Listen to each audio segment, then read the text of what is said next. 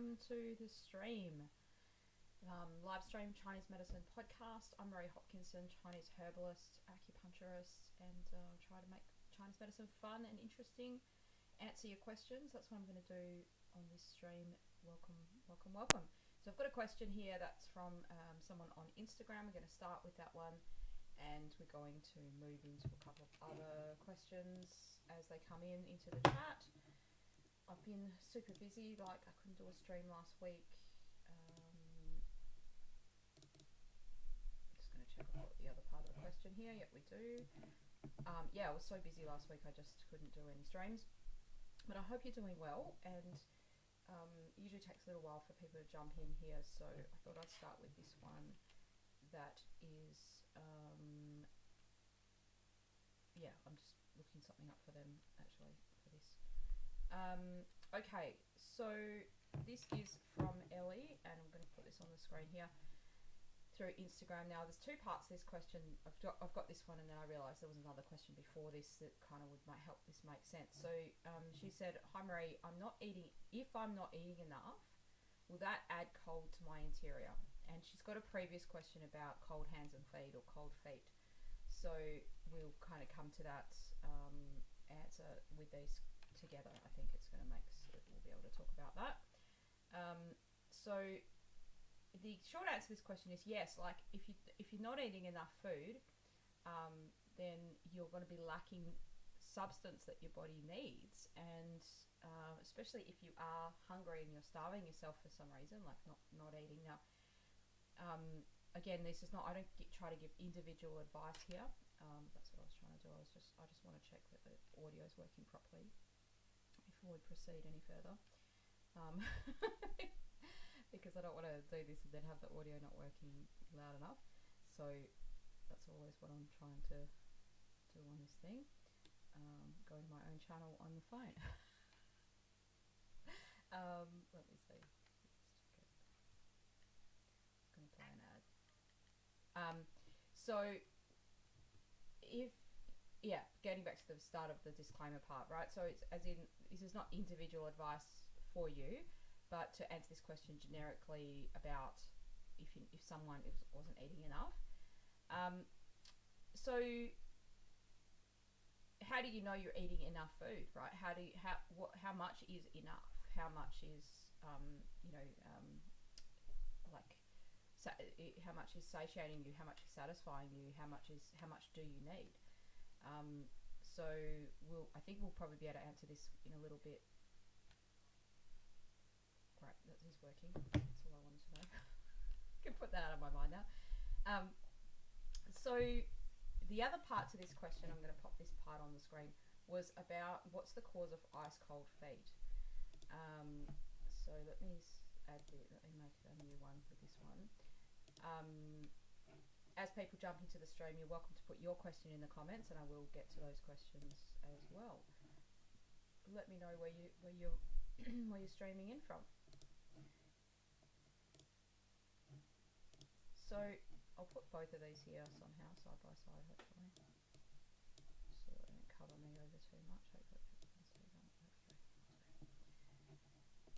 Boom. Okay, so if you're if you've got freezing cold hands and feet, or in this case just feet, and she says like really like blocks of ice, there's two reasons this can happen from a Chinese medicine perspective. Okay, one is blood deficiency, and that's going to be a different kind of diet that you would need to the other reason for this, which is qi stagnation, and that's a different kind of diet or lifestyle advice that you would need to treat those things. So how do you know which one that you've got? Well, the quickest way is going to be through a Chinese medicine practitioner, but there are very different symptoms for each pattern, for each reason, and I can give you those, and so you can kind of get an idea for yourself. It is possible to have both types at the same time, and that would mean that if one was sort of alleviated and the cold hands and feet were sort of lingering on, that's why it's hard to know what it really is other than a practitioner, because the main way I would tell would be through pulse diagnosis. There's a very different pulse if you had the blood deficiency situation with the cold hands and feet. Like it's a specific pulse that wouldn't be there for any other diagnosis. It's only going to be that. You wouldn't be able to feel that for yourself. Like it's a nuanced pulse system that Chinese medicine has, and it takes years and years and years for even a practitioner to kind of learn it, let alone it being very hard to take your own pulse as a patient, right? As a lay person. So that aside, when you've got blood deficiency, it means there's not enough good quality blood. And one of the biggest symptoms people will have is something to do with their menstrual cycle. And this could be a lot of things. It could be scanty periods, which means like less blood there to make a proper period. It could be amenorrhea, which is not having a period at all, or periods like sections of time where your cycle doesn't come regularly, because there's not enough good quality blood to make the cycle make a surplus. Like your cycle is a surplus of what's there. And what your body's doing in this sort of cold hands and feet scenario is it's conserving all its resource into the interior at the expense of the hands and the feet. From my clinical experience with these two different types, it's not always the case, but it's more common with the blood deficiency type that the person themselves doesn't necessarily feel it. As a practitioner, I feel it. Like I would touch their hands often. That's how we would know, because we touch their hands in the consult. And you might ask them, do you notice that your hands are cold? Because sometimes people's hands are cold when they come in because they've been sitting in a car with, their hands on the steering wheel, air conditioning's blowing right on them, or, things like that could have happened. So one of the most common things is they'll be like, I'll ask them, does your partner or other people say, hey, your hands are really cold, but you don't really notice that? Or they're like, get your icy cold feet off me in the bed kind of thing. So that's often the blood deficiency kind. Now, the chi stagnation kind can have that as well, but it's generally like a lot more of a long-standing condition to have a blood deficiency pattern. Now, the other kinds of symptoms that can be there, they don't have to be there, but they can be, would be things like easy getting lightheadedness, pale face, pale skin, like dizzy, lightheaded, not so much a whirring kind of dizziness, but just feeling like easy get lightheaded. Even anemia, anemic kind of conditions. And then because blood nourishes your skin, if there's a lack of blood quality, then what will happen is you'll get issues with your skin. So your skin could easily get skin conditions, could get dry skin. Your hair might not be nourished properly, so it could be dry or withered kind of hair, that kind of stuff. And then going back to the cycle, there can be lots of things. And even for some people, they can have very heavy periods, and that's actually causing the blood deficiency. So they're making enough blood, but it's being all wasted on the cycle sort of thing. Like it's being too much is coming out at one time, or cycles where the bleeding doesn't stop. Like it's, as in they might have, I've had some patients where they've had bleeding for 6 weeks at a time, maybe more than that, and it just, months and months where the cycle just doesn't stop. And that's very depleting, right? So that's one type, is blood deficiency. So that's like in Chinese medicine, that's what, if this is a follow-up question or it's part of that. I'm not sure if this person is asking things for themselves or for other people specifically. So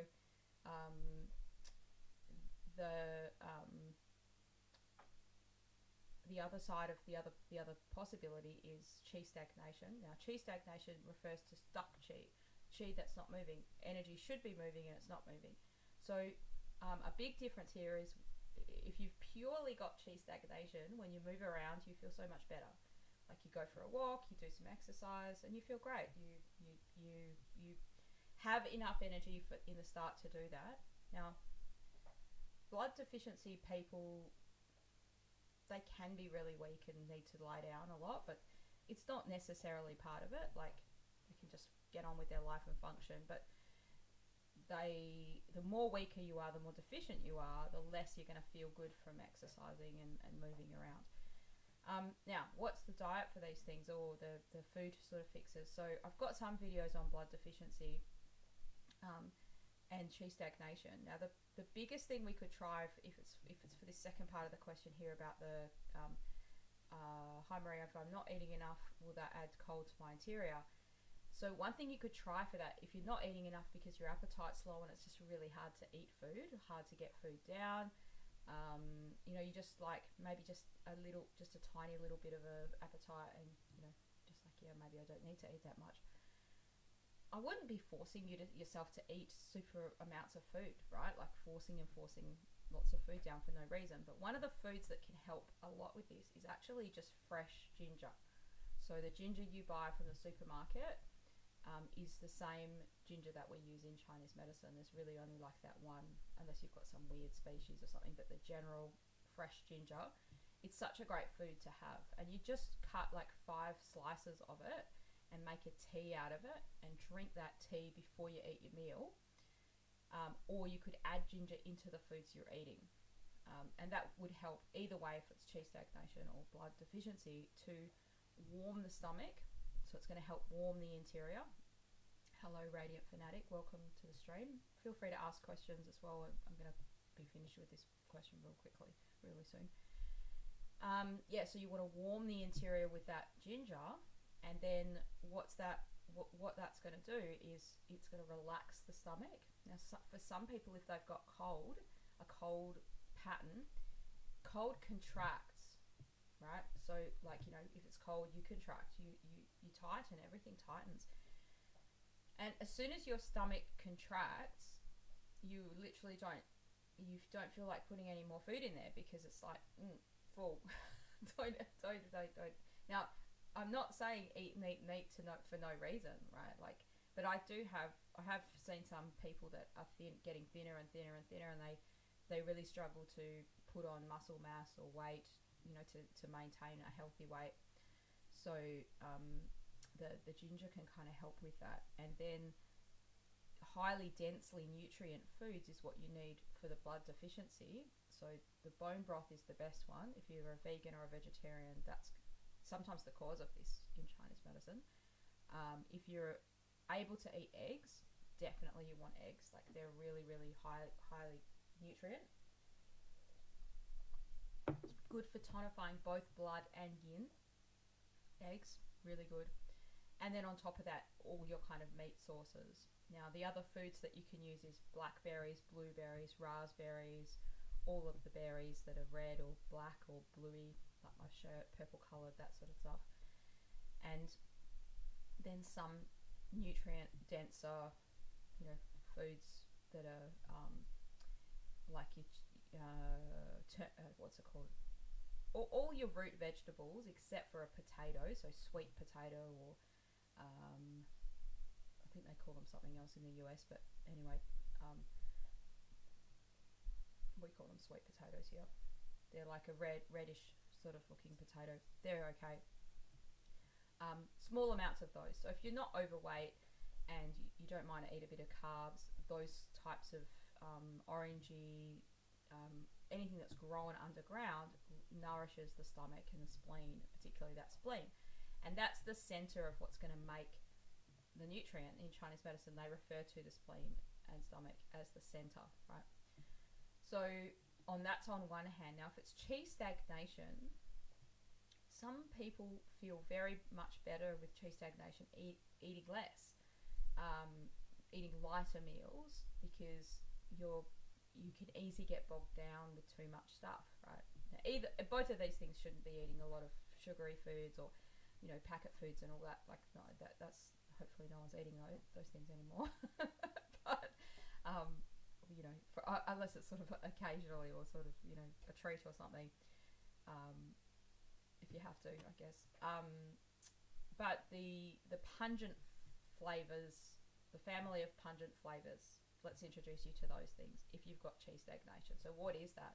Well, ginger is one of those things, but cinnamon, garlic, mint, basil, oregano, or pretty much all of your culinary spices, cloves. Now, I'm not saying eat a whole bunch of it, that it makes you, you know, don't just eat all that. Just put it into your food. Curries, eating a curry, those kinds of things are really good because they're going to move that stuck qi. So with this cold hands and feet thing, or cold feet, one of the giveaways would be, if you did exercise, if it goes away, that's more stagnation. It's not going to just go away. It'll still come back again, but it's not going to go away with if it's blood deficiency from exercise, because what you're doing with exercise is you're increasing circulation, and that's great. So when you increase circulation, like talking Western medicine here, like your circulation to the periphery area, your hands and feet, more blood flow is pumping there, right? So that's great. It's warm.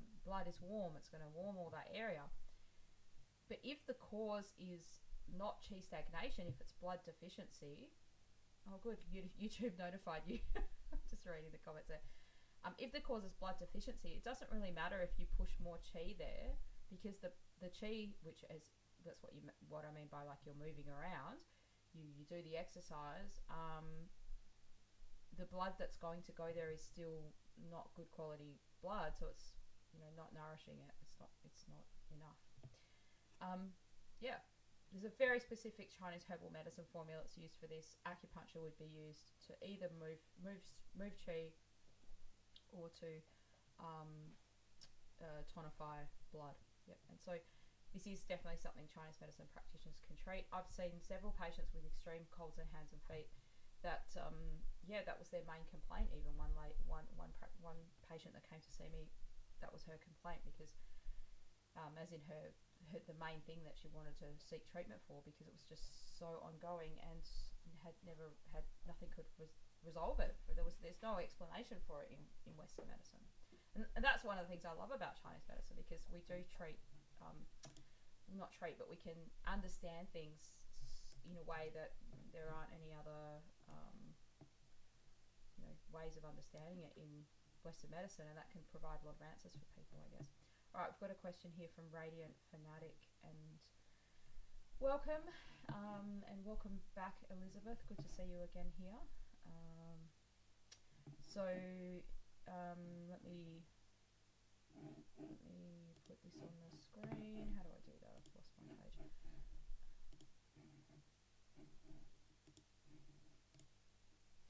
So I hope everyone's doing well today.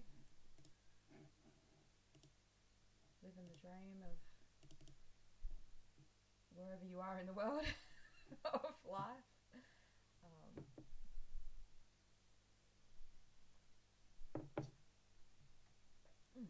Why is this being so slow?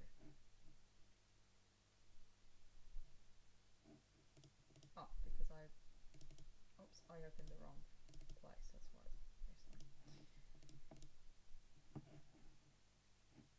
Okay, so we get rid of these ones here.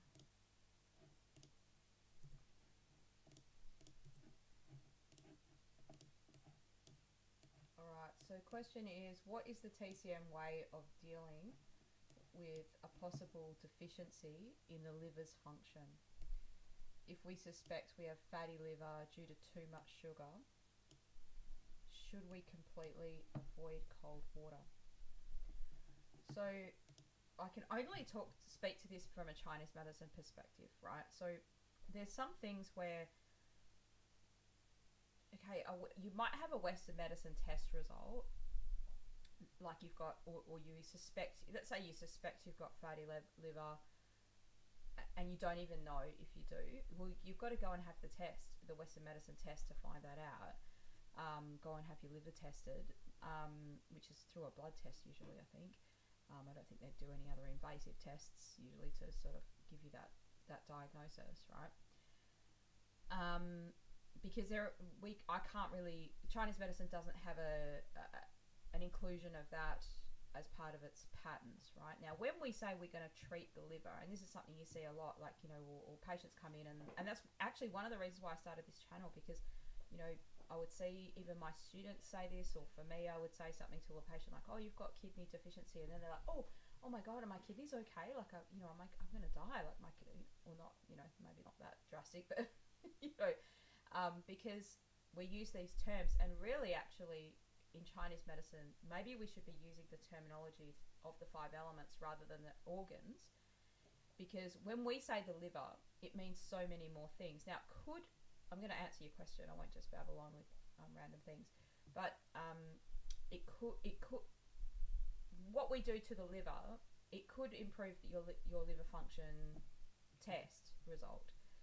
You won't know that whether it's good or bad, until you go and do the test and then retest. Now, if you've got symptoms that's happening, so if I had a patient that said, "Oh, I think I might have fatty liver," I'd have to ask them the symptoms in order to, or check their pulse, or both those things, in order to make the diagnosis. We can't just go by, "Oh, you've got these elevated enzymes," or "You've got this blood test result, and that means blah blah blah" in Chinese medicine. It doesn't. It's a bit of a reckless way to practice Chinese medicine. Do we care about those things? Yeah, we do. As practitioners, I care about those things because the patients care about those things. But that really doesn't have any bearing on how we go about our diagnosis. It might give us things to look into more if a person wasn't very forthcoming with questionings, or you didn't have, if you were a new practitioner and you didn't really know what you were doing with the pulse diagnosis side of things, or you were confused in that way. Then you look at the blood tests, or a patient is asking about that sort of stuff, or that's they're seeking help for that. So, the part of the question that you've said, should we completely avoid cold water? Well, in all cases, you should avoid cold water as best as you can. Like, there's no benefit in cold water for you, for any reason. There's nothing good about cold water. It's only just your preference. Now, do I drink cold water? Like, I've got some water here that's sparkling water, because that's what I've been having lately in the evening, because rather than a glass of wine, having a sparkling water. Woo! So I don't have it icy and freezing cold, and every so often I'll have some cold water. If I pour this sparkling water out, I'll keep it in the fridge and it's cold, but I don't drink that all the time. And yeah, that's okay. Sparkling water over wine. Yeah. I used to hate sparkling water. Like, I used to see people drink it and think, what a waste of money. What a waste. Just drink normal water. But then when you don't drink anything else, because I've been so strict on my carnivore journey, I'm like, okay, well, there isn't much left to have. But also part of my 75 hard challenge program is you've got to drink 3.5, almost, well, it's a gallon of water, which is 3.8 litres of water a day, which I tend to drink the sparkling water in the evening just to help me get that last bit down, because it's easy, it's nicer, it's something different. Anyway, that aside, yeah, you don't want to drink cold water if you can help it. If you're craving cold water, that's a sign of something else, and often that can be, if it could be a true excess heat. So sometimes when you get sick with a cold or a flu, you're raising a fever, and your body's got what they call aversion to heat. So you're feeling like, oh, I'm hot, I want to take my clothes off, or not like you're sweating and you're hot. Yeah, you might be craving cold water. But anything you put into your stomach takes up energy to digest it. So you want it to be room temperature. If you're really, really unwell, Chinese medicine would even recommend warm water. You don't have to have warm water. But yeah, cold water is just not great for anyone. So everyone should avoid that if possible. So what's the TCM way of dealing with a possible deficiency in the liver's function? So what does the liver do? In a Chinese medicine sense, it makes blood. And how does it do that? It makes blood, or is said to store blood. It's not the only organ that makes blood, but the contributing factor of blood making that the liver does in Chinese medicine is through the filtration, basically, which happens at night. So the saying sort of goes that the spleen makes blood, the liver stores blood, the heart controls blood. And in those ways, by controlling the blood, it's like the heart's the pump, right? Pumping the blood through the vessels, controlling where it goes. The spleen makes the blood out of what you eat. So that's where we get the, Chinese diet therapy. You eat the right foods and you transform and transport the food and fluids. You make the blood out of that.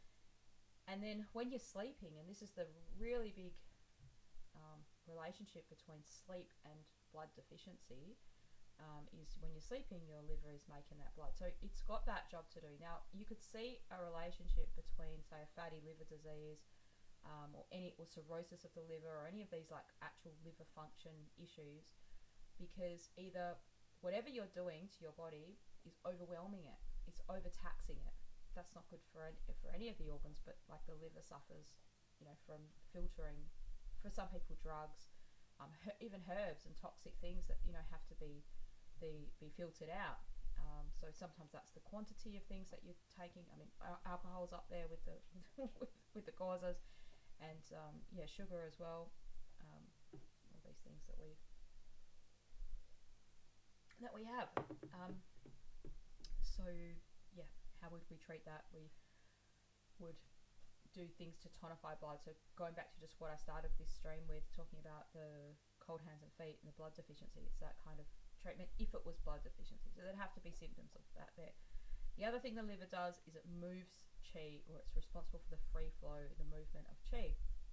When it's not doing that, you get stuck energy, which is called liver qi stagnation.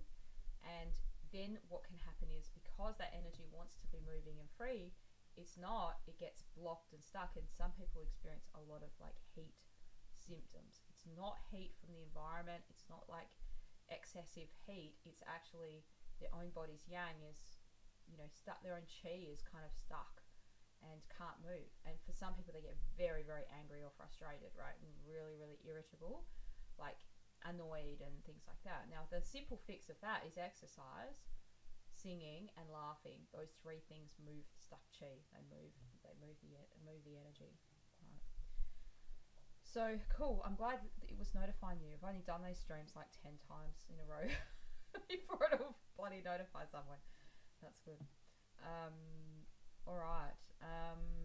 Yeah, so that's what the liver does. Great. So Elizabeth wants to know more about the liver. So it has those two main functions in Chinese medicine, and that's all to do with the wood element. Now the liver also belongs to the wood element belongs to the springtime, which relates to creativity, it relates to movement, emerging from your cocoon of winter. And I think that's what's happening in the rest of the world right now, right? Like, we're coming into we're going to be coming into winter soon. We're coming into autumn now in Perth, where I live. But I think both of you guys are in either the UK or the US, right? So that would be, this is your springtime, which is this is the time of that liver. Now, a lot of people get sick in this season. In the Neijing, one of the oldest books of Chinese medicine, sort of maybe considered the Bible of Chinese medicine, it says that spring is the origin of 100 diseases, right? What does that mean? Like, your yang goes internally, it sort of gets cocooned inside you in a way, like it's a hibernational season in winter, and then in summer it's going to be on the surface. Well, where is it now? As it's starting to just slightly get a bit warmer, as the yang comes out, this idea of like these diseases come out sometimes. Now that would be things like allergies, is really common. Yeah, so you're getting sick with, as the environment's on the move in spring, probably the most out of all the seasons. It's on the move in winter, but it's moving inward, whereas the spring, the season of coming out towards the big season of growth and flourishing in summer. So yeah, that is kind of the allergy thing with spring, right? I mean, it's also pollen. Like, pollen is coming out, so almost all of creation is doing the same thing, and it's like your body's like, this is too much. It's overwhelming me with this. Anything that's a seed or a pollen or the flower, that contains a lot of concentrated substance. So no wonder we get irritated kind of by it. Yep. And then in addition to that, the main energy of spring is wind, right? In Chinese medicine, wind and wood. We're talking about the wood element of the liver. They're the same thing. So that movement that I was saying, like the liver's job is to spread the qi, it says like, responsible for the free flow of qi. Well, that's wind. That's like a healthy wind, a good movement. Like this, it's also the peristalsis, like the squeezing motion of your body, that movement. So like, this is the best season to do new things. If you're coming into springtime now, this is the season to like you'll get the most out of your life in the spring season if you do the things that you're supposed to do, right? Like start doing some kind of exercise. In the Neijing, it says like things like you should unbundle your hair and go outside. So because you've probably been inside, it's been very cold, you've been avoiding being outside, and you've been bundled up, and they probably would have bundled up their hair, to keep their head warm. These is back in the day where they wouldn't have had heating inside or things like that as easy as we have now. So, let your hair down, go and enjoy the outside environment a little bit. So that's what we should be doing. Yeah, Elizabeth says, in nature there are cold streams of water that our ancestors used to drink. Yeah, so that level of cold's not freezing like, icy drink. So I'm sure that's somewhat okay. And if you are going to have a cold drink, it's not going to kill you. But if you're really, really deficient, then you should avoid it. And if you're really healthy and you have that, and you might then notice what it does to you. Maybe that's a good way to kind of observe yourself. All right, Elizabeth has a question about sweating. Oh, hang on, what have we...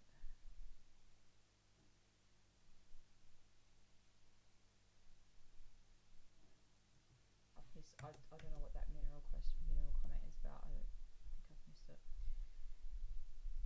All right, so Elizabeth says, question in TCM about sweating. When I work out, I sweat profusely, and I read online that TCM doesn't consider this healthy. Is this true? Like we're wasting our force somehow. Yes, exactly, wasting your force. So again, what's healthy is going to depend on the season that you're in. So the season you can sweat the most is summer.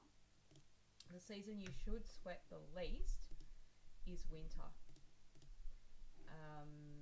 So if you profusely sweat, which means like, you're just dripping in sweat, and you do not stop that sweating, like, so let's say you do some exercise and you profusely sweat, but then after the exercise you don't have a cold shower or even a cold plunge, which is like getting in an ice bath even, or something like that,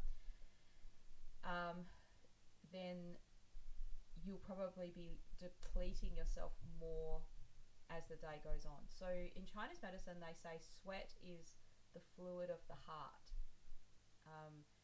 And sweat is also considered a lesser form of blood. Okay, so this is the idea that it's a bodily fluid. It's not just water. I was explaining this to my students in my class this week. Like, everything you take in requires energy to digest it. So the premise of health, or living a healthy 100 years, so in Chinese medicine that's what they think. They think you should live 100 healthy years, not 80 years and then 20 on a respirator, or like a decrepit amount of years at the end. It's meant to, obviously you're not going to be as healthy as you were as 10 years old when you're 100 years old, but like in generally as healthy as you can be.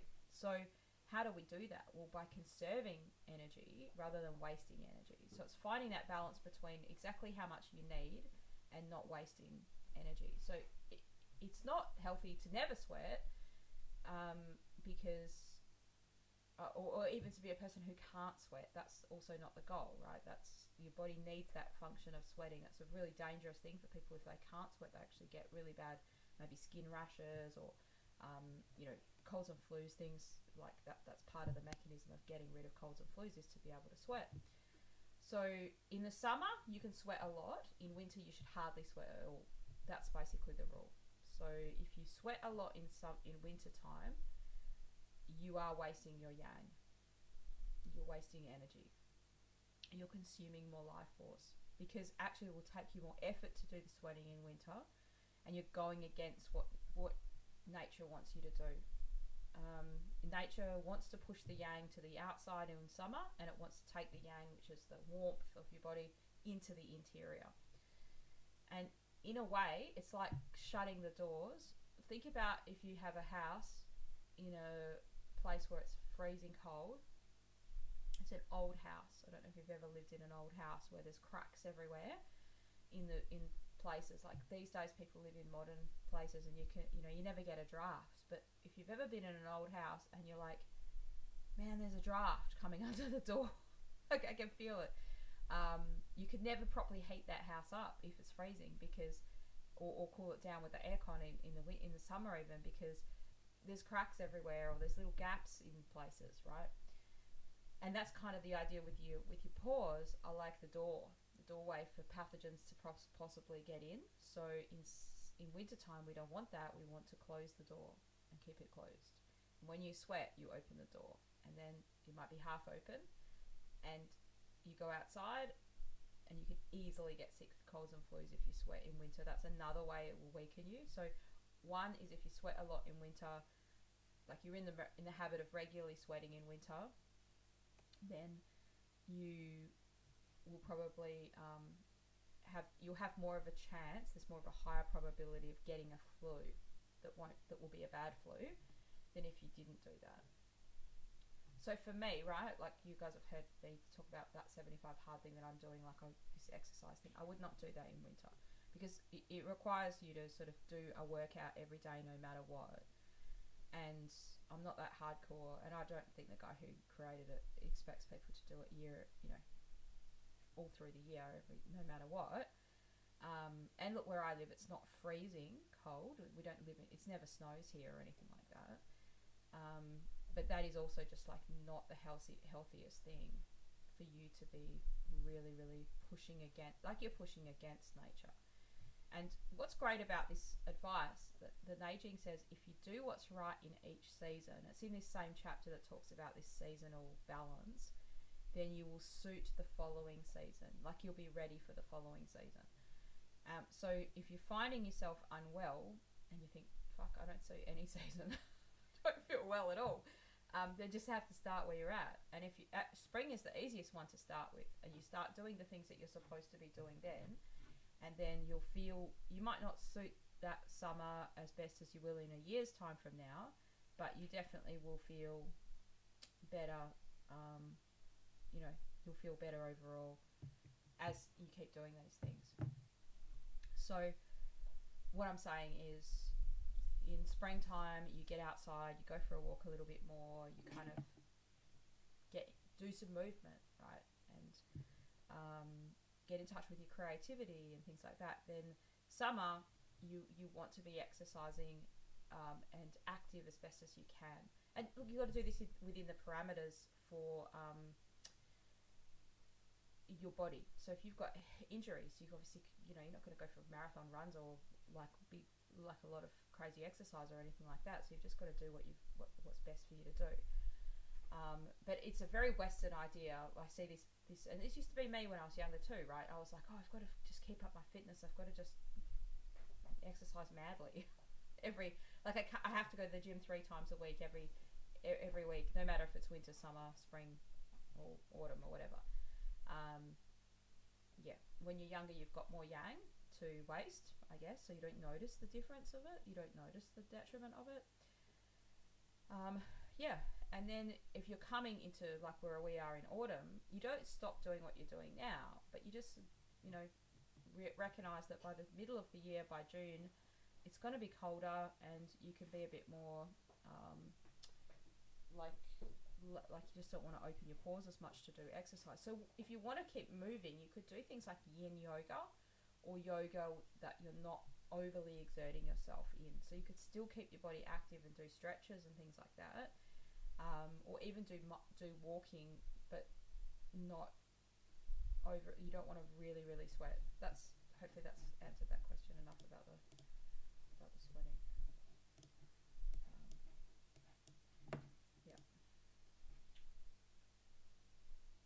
So I can see that you've got that thing that comment at the end. Thank you for confirming the information about sweating. And I notice I don't sweat much in winter, and I guess that's a good thing. Yeah, exactly. So that's your body's naturally doing that. So it's doing its job. It's doing what it's supposed to be doing. So Radiant Fanatic says, I suspect I have low circulation due to stagnation. I feel the stagnation in the centre of my body, possibly colon. When I drink warm water or tea, usually feel great after. question is there a question coming? Oh yeah, question, TCM question. If we want to go on the healing path in TCM, should we drink warm and eat warm for body circulation? Just copy this question out. If we want to go on a healing path the TCM way, should we drink warm and eat warm only for best body circulation and like blood flowing properly to feet and head? So the general things that's healthy for everyone supports the natural function of the spleen and stomach. So it likes warm, cooked and moist, and it dislikes cold, dry and raw. So it doesn't mean you can never have cold, but it doesn't like cold. So warm things, like warm natured foods, warm thermal temperature of foods. So nature of foods would be something like ginger, is a warm food. If I got some ginger and crushed it up and then froze it into a little ice block, it will still be warm natured, but I've altered it a little bit. There's some things where even if you alter it, it won't change it. The best example would be something like ginger or chili. It will still be hot. A chili will still be hot even if we freeze it. But there's some foods where so there's a spectrum of foods. So you've got hot, warm, neutral, cold, or cool and cold. So hot and cold don't change very much.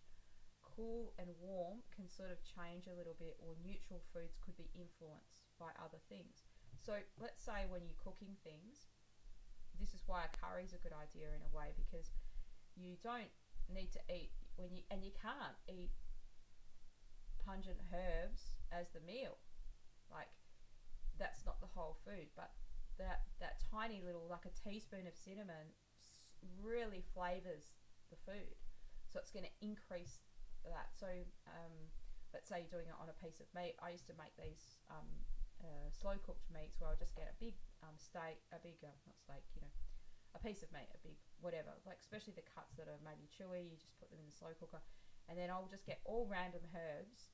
And I'd usually make these for my family functions and stuff like that, like Christmas or whatever, and people are like, oh, what'd you put in that meat, so delicious? I'm like, oh, I don't know, like I do know, but I couldn't make it again.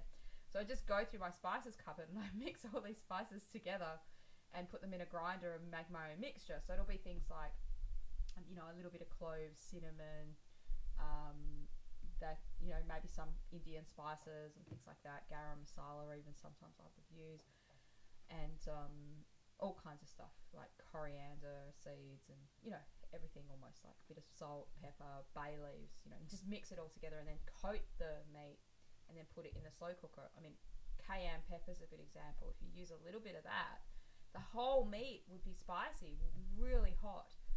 So that's how culinary herbs are used to sort of infuse a flavor, and that then changes the function of the food. Now, if you were to do that with a piece of meat, the meat is already warm, natured, so it then becomes even more hot if you put cinnamon all over the meat. If you were to do that to a cucumber, which is cool, it'll just become like more neutral. It will take the cooling effects off the food. And then if you cook it, so I used to get this dish in China, which is they'd get cucumber and they cut it really thick, like a big thick piece, and it'd be fried on either side, all this oil, like a lot of oil, and then minced garlic all over it. Like, it was quite weird.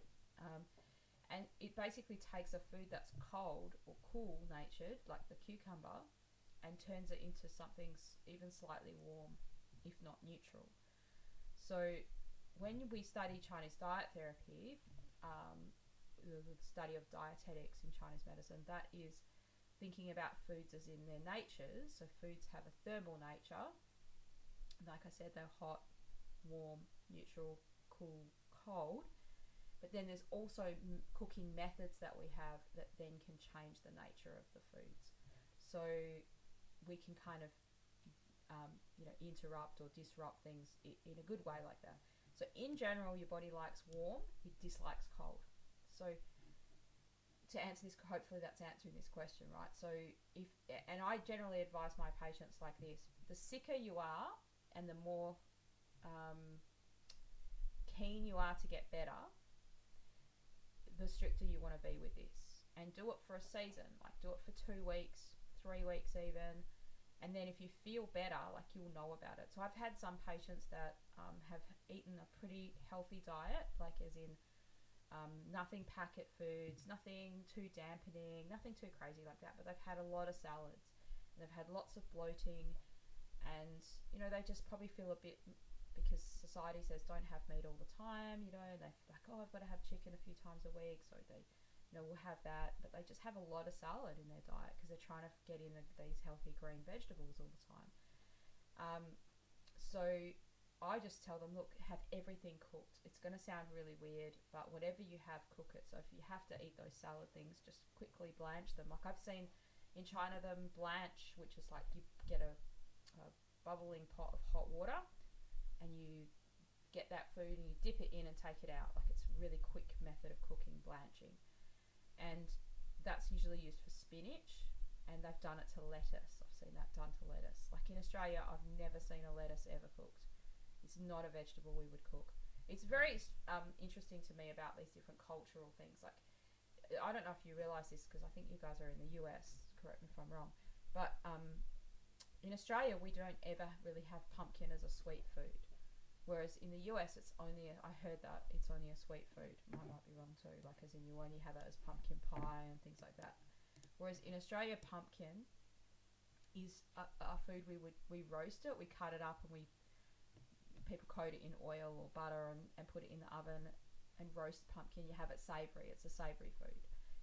There's the main soup that we have is pumpkin soup. It's a savoury pumpkin. It's not a sweet thing. I've made pumpkin pie, and my goodness, that's one of the... Now I'm thinking about all these foods I haven't eaten for so long. It was one of the most delicious things I've ever had, and I was like, wow, this is bizarre, but you can't buy canned pumpkin here. Like, you have to go and buy it and cook it yourself and everything, right? So, different cultures have their own things that they do, and they're like, this is what we always do with our food. So, So Chinese medicine is always going to say this about your body: it likes warm, cooked, and moist. It doesn't like cold, dry, and raw. So whatever you do that's warm, that's cooked, and I've got a whole video just on that, and that's called Why Eat Mostly Cooked Foods. It's a bit of an older video now, but it used to be my most popular video on this channel. And the reason why I made that video is because it's like universal, what I would always send. I still send it to my patients now that are interested in Chinese diet therapy. And pretty much what I'm saying on that video is what I would write down on a little piece of paper for my patients in the room, and I'd say, this is what Chinese medicine thinks about what you should eat. And it's really not saying, oh, you've got to eat this or that specific thing. It's just whatever diet you're choosing to have, you've got to fit that into warm, cooked, and moist, not so much cold, dry, and raw. And what you'll find is, and what I found with these people, I'll go back to these salad patients, after a week or 2 weeks of it, they come back and usually say, wow, I just didn't realise I would feel so better from it. Like, just the bloating's gone away, or significantly less, bowels are like better, especially if you have crampy kinds of pain. That's often the cold nature of foods. So even fruits, right, if you cook them, they will be less irritant to you in Chinese medicine. So that is the story of the cooked foods.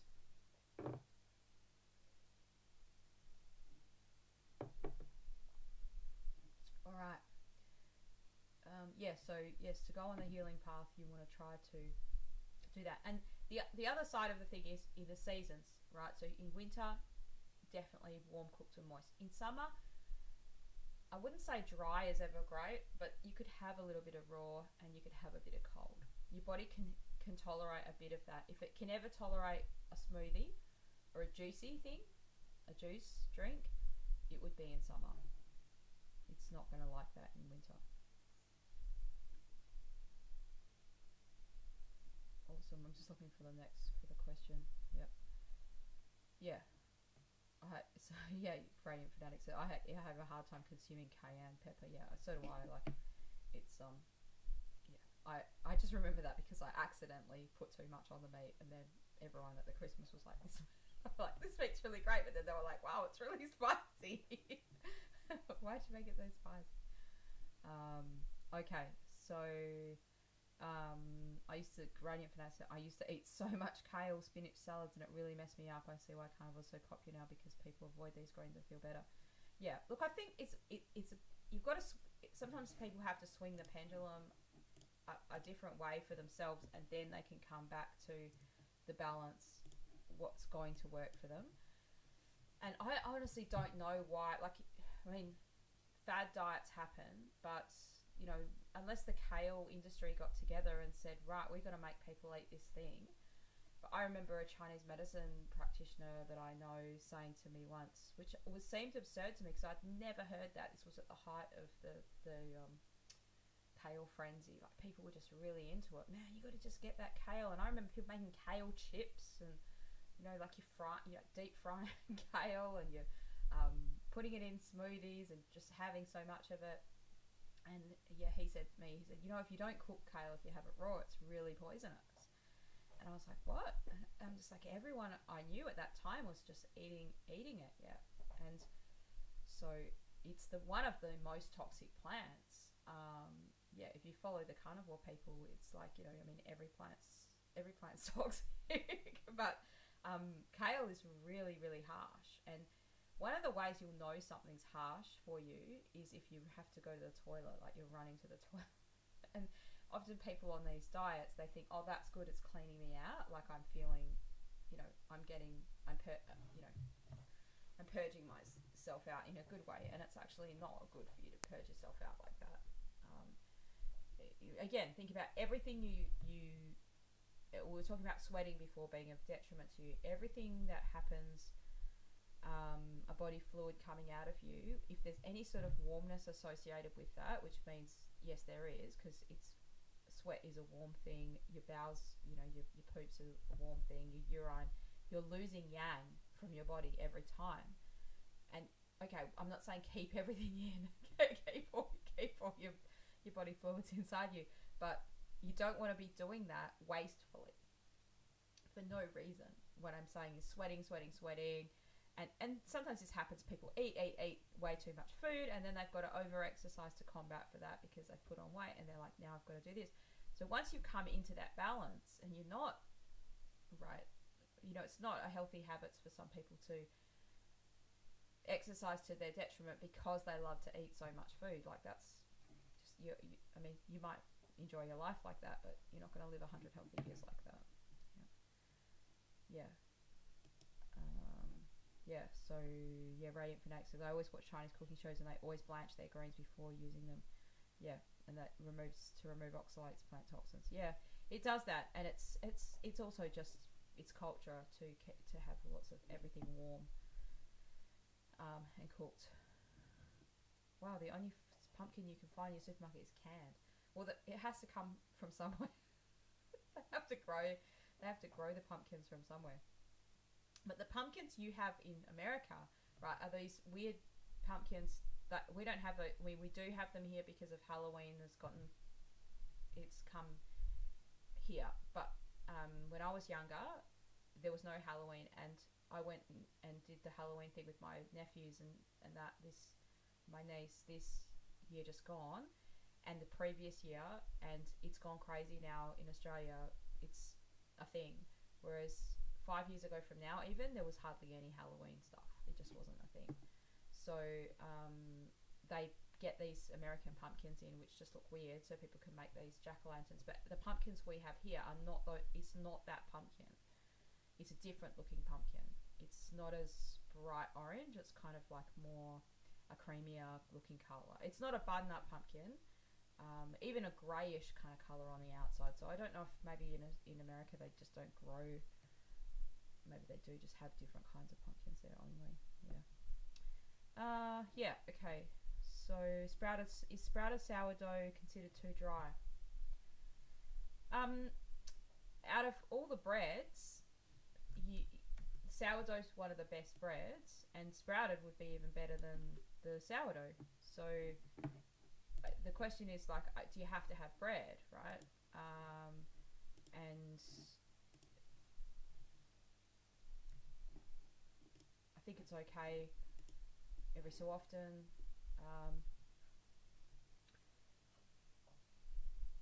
The process of making a sourdough is a kind of a cooking. It's a cooking method in itself before you've made the bread. Obviously, the bread is cooked, so that what I'm getting at is fermentation. Is that so? Yeah, that's probably fine. By the time I put this question on here, I would have answered it by now. Just faffing around with this thing. Yeah, so it's definitely probably the least dry of all the breads. Yeah, when I used to eat grains, I would really try to get sprouted grains for different things, because the sprouts contain all the yang. The sprout is the emergence of the growth of that seed emerging. So that would be the springtime of that plant, if you want to think about it. The seed is the winter, like it's just dormant, not doing anything. The spring, where all the yang is emerging, is the sprout, and then when it grows, that's the summer. When it's kind of had the fruit and it's withering away on the withering side, that's the autumn, and then what's left is the seed. Is ready for the next time. That's the winter. So if you want to get the most yang, you eat it in the spring and the summer type of time of things, if you think about that. Yeah. One of my Chinese medicine teachers used to say, used to encourage people to just eat white bread. I mean, this is before we had a lot of, compared to compare with not comparing it to sourdough, but comparing it to grainy, lots of bread with like multigrain. We call it multigrain bread versus white bread. Saying that was easier to digest for people than like a lot of grains, and that like as in just these whole grains. Now, what you'll probably find is you just poo those grains out. For many people, it just ends up in the poo. So that's not good either, right? You should be chewing this stuff up so that then it's digestible. Yeah. All right. What's the most optimal way to increase yang in the body?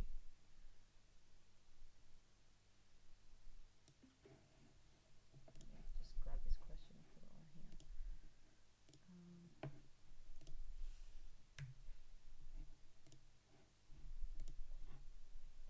Get some more sparkling water.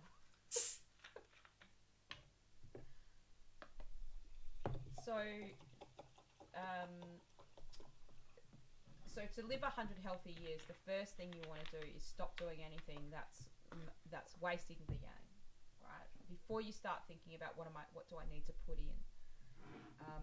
People love, I'm not saying you guys here on the stream do, because you're probably a lot more wiser than the average people, which is why you're spending your time learning this stuff.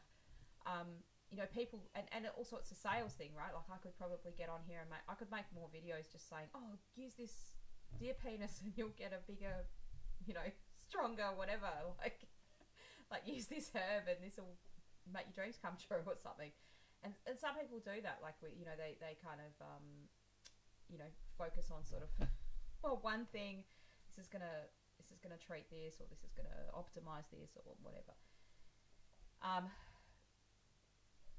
Some of those things are good, but what's better is if you firstly pare back all the stuff that you are wasting the yang on. So this is like trying to optimize things so that you're not having to waste energy. For instance, like, okay, if you're overweight or you're underweight, do what you need to do to get healthy in that way. Once that's established, because you might need to do something more drastic, not drastic as in take an Ozempic or something weird like that, but something drastic, as in more substantial, to get yourself to that healthy place, if that's the case. If you can't exercise because of some kind of physical thing like an injury or something like that, then that's where I would help people in my clinic with acupuncture to get yourself so that you can then be more physical. Because if you can't be physically active, that's going to hinder you long term from being healthy, right? You need to have some kind of level of activity. But I'm a massive fan of just walking, right? Walking, because, or walking or swimming in the pool, walking in the pool even. Because if it takes longer, I would say, like more time. If you do it consistently, I mean, I've seen the results in my own self. You don't tend to exercise so much that you get even more hungry. That's one of the things I find when people do go on they go to the gym, and that used to happen to me all the time when I would go to the gym. I mean, part of it's the gym's right next to a bloody KFC or something, right? Or a McDonald's. I'm talking about when I was younger, like when I was like, this is 20 years ago, more than that. So, you can also injure yourself more with these things when you lift. I'm not saying don't lift weights, like that. Those things can be great. Now, some people just don't get into the walking because it's boring for them. Right? You've just got to find something that works for you. But something where you do regular activity that's not overstraining yourself, so you're getting injuries from it and you're getting aches and pains from it, and you're also really overstraining your joints. So, for instance, like, I have patients that love playing netball, and they have in their past, and their knees are just shot. Their knees are terrible. Their knees are just, almost needing a knee. You don't want to exercise your way into needing a knee reconstruction just because you love that sport so much. It's a catch-22 sometimes, where people are doing something because they love it so much they don't care that they're wearing their body out in that way. But if your goal is to live 100 healthy years, you want to be active enough that you're moving your chi, but you're not causing a detriment, right? Then this next thing is the food, right? So you're optimizing that food, and then that challenges yourself about, do I really do I need this food because I just want to have it? Is it really what my body needs? Like, can I moderate myself and have a cheat or a treat thing every so often, but then, go back to moderation for some people. And I also think this is part of just what's in the foods that makes it so addictive. Like, once you've had it, it's like, man, it's really hard to go back, right? Like, I used to really struggle with that on different diets that I tried, where they were saying, oh, it's good to have a cheat day. And you'd be looking forward to that. But what I would struggle with the most is that I could never just go back to the diet the next day. It would be really hard, right? Maybe because then you're thinking, oh, the next cheat day is 7 days away now. Whereas the Friday before the previous Saturday, you're like, oh, it's a cheat day tomorrow. So anyway, I just, you've got to work out something that's going to work for you long-term, like proper life, right? Like every day. So what's the best way to increase yang is to sort of optimize those things. So if you're eating too much volume of food, you put on weight, then you've got to exercise more and do drastic things to lose that weight, right? So, and that's the one of the biggest things people struggle with as they get older is once weight goes on, it's very hard to get that weight off, right? Even a little bit. Like, I've had some patients that have said, I just cannot get rid of 5 kilos. That's just a tiny amount of weight. In pounds, that's like, maybe 2 or 3. Is it double? Yeah, 10 pounds, I think, almost. 5 kilos would be 10 pounds. It's just sort of hard to get rid of. So that the weight aside, like, you don't want to be eating food that you don't necessarily need. It's like, it's, you don't, not just consuming things for the sake of consuming it. Then the next thing is your sleep, and that's a big one. So whatever you can do to have regular, peaceful, proper sleep, that's going to be very important for you to make energy, right? So what we said before about your liver, the blood returns to your liver. You are going to be filtering that blood at night, but you are also, in Chinese medicine, it's the idea of your mind rests in your water element. So the fire descends into water. So your mind should shut off.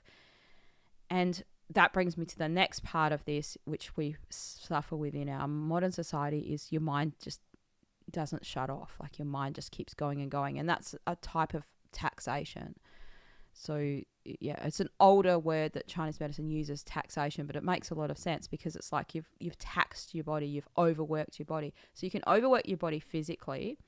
And actually in the Neijing, they used to talk a lot about physical taxation, injuring the kidneys, right? And this sort of work, like, sweeping and back-breaking work where you would just be doing that. But think about it now, like you've got electric vacuum cleaners, so it's not as hard. And then now you don't have to vacuum anymore. You've got the robot vacuum doing it for you, So there's some aspects that the manual labor is actually good for us, right? Because it also takes our mind off of these really hefty tasks. But then we've also got these phones all the time that, you're scrolling and there's just that dopamine thing. And then there's also that mind. What's that doing to your mind? That it cannot it's not having that restful time to kind of shut down. So whatever you do, you should try to fix those three things first, or work on those three things first before you then go, oh, this supplement, this is going to tonify my yang, this is going to, make my dreams come true. The next thing you want to do is, if you can limit or stop alcohol, that will definitely lengthen your life and tonify yang. So when you're yang deficient, what happens is you'll get, so basically alcohol weakens your yang. It makes your yang float, which is what makes you feel warm. So it has a sort of an effect where it improves circulation temporarily. Now, alcohol is one of these things that is, it's not like heroin or something where you should never ever have it and it's always bad. Right? I've never had heroin, so I can't really comment exactly, but it's not something that is something that in a dose form it has medical uses, right? Alcohol I'm talking about. For instance, what it's used for in Chinese medicine, it would be used like rice wine. What now you'd use sake. Rice wine's so salty. Almost a vodka level of spirit with the herbs, was often used with certain formulas to take those herbs to the joints, to the outside. There's a whole field in Chinese medicine of medicinal wines, right? I used to be really, really into that. Not drinking them so much, but just making them, because they take ages to make. You've got to steep all the herbs in there. But I've got heaps of these Chinese medicine books about medicinal wines and things like that. And what the idea is, like, you're soaking the herbs in the alcohol, and it's meant to actually be like you have a shot of this alcohol once a week. That's the kind of amount of alcohol you should be having if you want to live 100 healthy years. And when you're older, in winter particularly, like I'm talking 70, 80 years old, your joints are going to be contracting more. Your body's drier, so the alcohol will actually move that qi, move that yang to the outside. Now, if you're doing that every night of the week, what will happen is your yang will be depleting because it's floating out to the outside, but alcohol also has a really strong, more drying effect on blood and heating it up. So getting hotter and drier, thicker, and less nourishing to you. So over time, I'm talking all the time, right? This is sounding like a doom and gloom scenario. You can't do anything that's exciting or fun. So does it mean you can never have a drink of alcohol? No, it just means, like, you shouldn't be having it every day.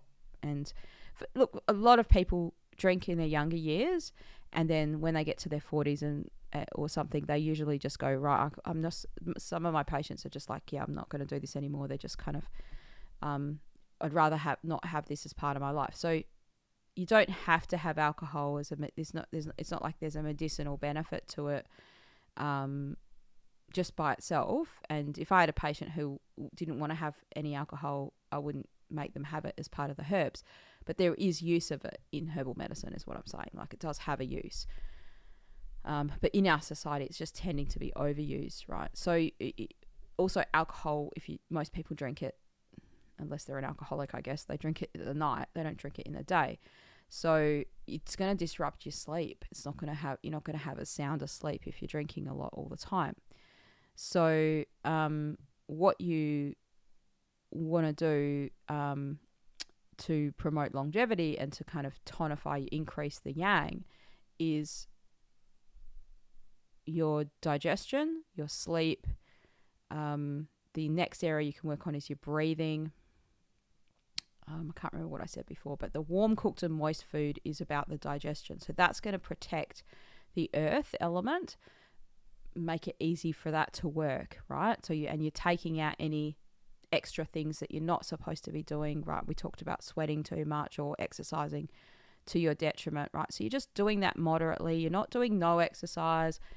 And you kind of try, like, Chinese medicine does like moderation, right? It's the most permissible medicine in a way. It's like, yeah, it's all a balance. It's all the yin and the yang.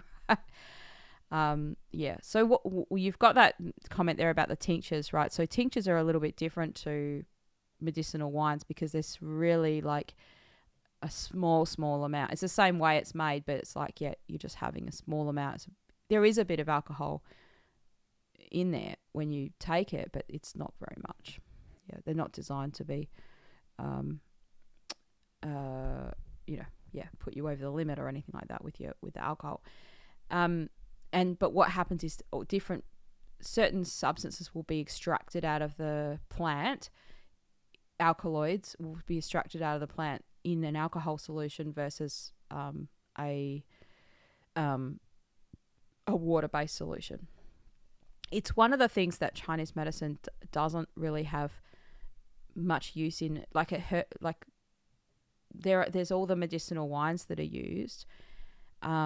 Most of the books I've got on the medicinal wines are formulas that were around from the Shaolin monks, and they were used as trauma. They were what we call traumatology formulas. So hits and strikes and falls and punch-ons and all the rest that cause these injuries. That's what I mean by the wine is used, or the alcohol is used to take that formula to the outside, to the channels. Tinctures aren't really used a lot in Chinese herbal medicine. Some practitioners use them now, but they've just kind of put a modern slant on it. But yeah, all the formulas in the Han Dynasty were never put in alcohol. They were either boiled up, or it was a powder mixed with the alcohol, but not soaked in the alcohol. Soaked in the alcohol is like a tincture, mixed with a bit of alcohol and then drink it down. There are some formulas like that. As far as I know, like, I'm not 100% expert in that, but there's not really a big use of tincture medicine. It's not a bad thing to think about. Like, it is a way that you can optimize the amount, like the use of the amount of the herbs you need. So you might be able to have, help more people with the same amount of herbs, lesser, like, a cheaper option in some ways. Potentially, right? There are issues with some Chinese herbs being really hard to get, right? They take time to grow. They can run out.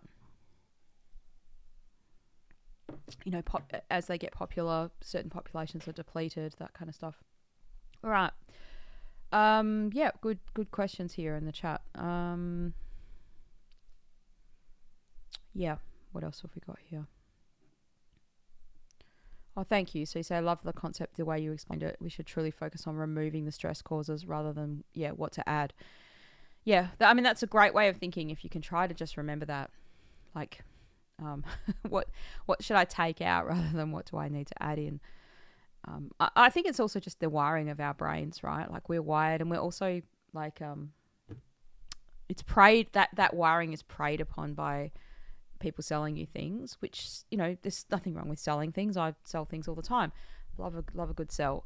But, you know, it's easy to sort of think, oh, you know, if I just get this one thing, I don't have to do I can keep I don't have to admit I've got bad habits. I can keep all my ways the same and, you know, like, I'll just keep doing these. And inherently, I think people know that they shouldn't be doing that stuff, or maybe they should be doing that stuff less and stuff like that, right? So Elizabeth says, I never feel good when exercising and I feel fatigued. After that, I need to take a nap. So I'm doing more walking than straining exercises. Yeah, okay. So that's a symptom of yang deficiency when you don't feel good with exercising, right? So I was giving you that stuff based on a healthy person that isn't sick, right? So it might not be able to go in and just do a lot of exercising. And certainly that wouldn't fix the problem if you're yang deficient. So the more yang deficient you are, the more you need to sleep in the day, and the worse you're going to feel from exercise because you've got less reserve there. And so, look, seeing a herbalist, there's herbs we can use to treat that. A classical herbalist you need to see. So the herbs that classical herbalists use are a lot different, and there's a certain herb, I can't say it on here, but there's a certain herb that's very warm and it's a big yang tonic. We could not use it by itself. It has to be in a formula. You need to get it from a practitioner, because if it's not right for you, you'll feel really, really worse on it. But so you need to be under the care of a practitioner to kind of get the right dose of it, that kind of thing. So after the stream, you can always send me an email and I'll do my best to just tell me where you live, not your address, your suburb or your place. And maybe there's someone that can see you around that area. The good thing with Chinese herbal medicine versus acupuncture is you usually don't have to see the practitioner that often. It's often a cheaper form of medicine in a way. It depends on how the practitioner deals with you. But like for me, with my patients, I'll usually see people 2 or 3 times in the first month, 6 weeks, like every 2 weeks. Texas. Yeah, there's people I know. There's people in Texas that do my system for sure. My main teacher's in New Orleans. Like, he's the best guy in the world that does this. So, I could hear a little sound then. I thought that was like someone calling on the the internet calling. Yeah. So if you ever go there, that's he's very, very good. But there's probably people. I'm sure that there's. I'm pretty sure I know 2 people in my system that are in Texas area, something like that. I know Texas is a massive place too. It's like when people say, oh, I'm coming to Australia, I want to see you. And I'm like, where are you coming? Like Sydney. I'm like, well, that's like, you know, that's a 6-hour plane ride from where I am. Like it's not as close as you think it's going to be. Yeah. So, what was I going to say? Yeah. So you kind of sometimes need to build up your system with herbs. So usually when I see a patient, they might need to do what we call harmonizing for a little bit first, and then you can kind of get on the yang tonic herbs, because there's a bit of a process that has to go on before your body's ready to take those herbs. Otherwise, you're not going to feel good. You might feel worse. If you're not ready for it or you don't need it. So if people just take those things off you can't just sort of get them off the internet. Also, if the herbs aren't processed properly, they can be quite dangerous. They have to be processed properly, and I wouldn't trust getting them from just over the counter, right?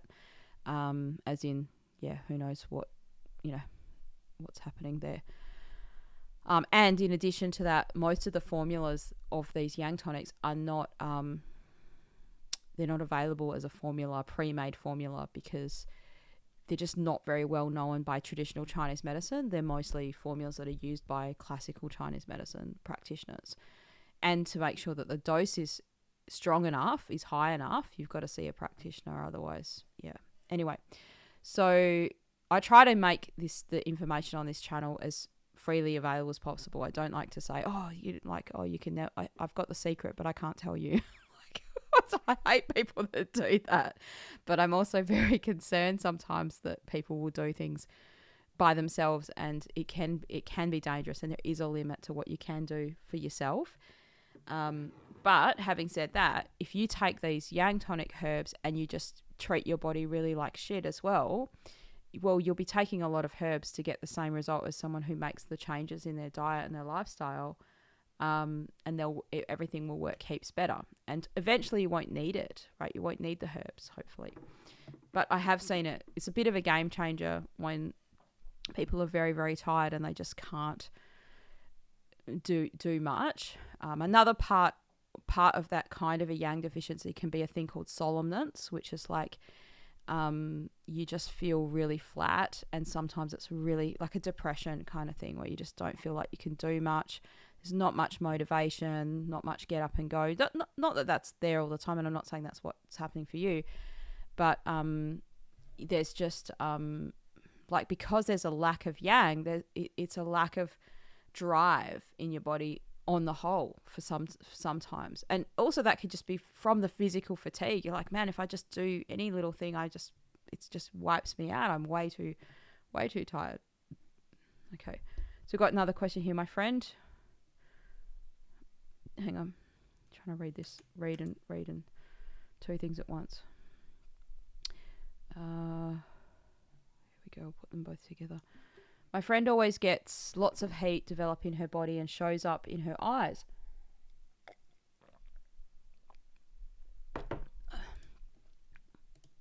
I'm interested to know with you guys, especially Radiant, are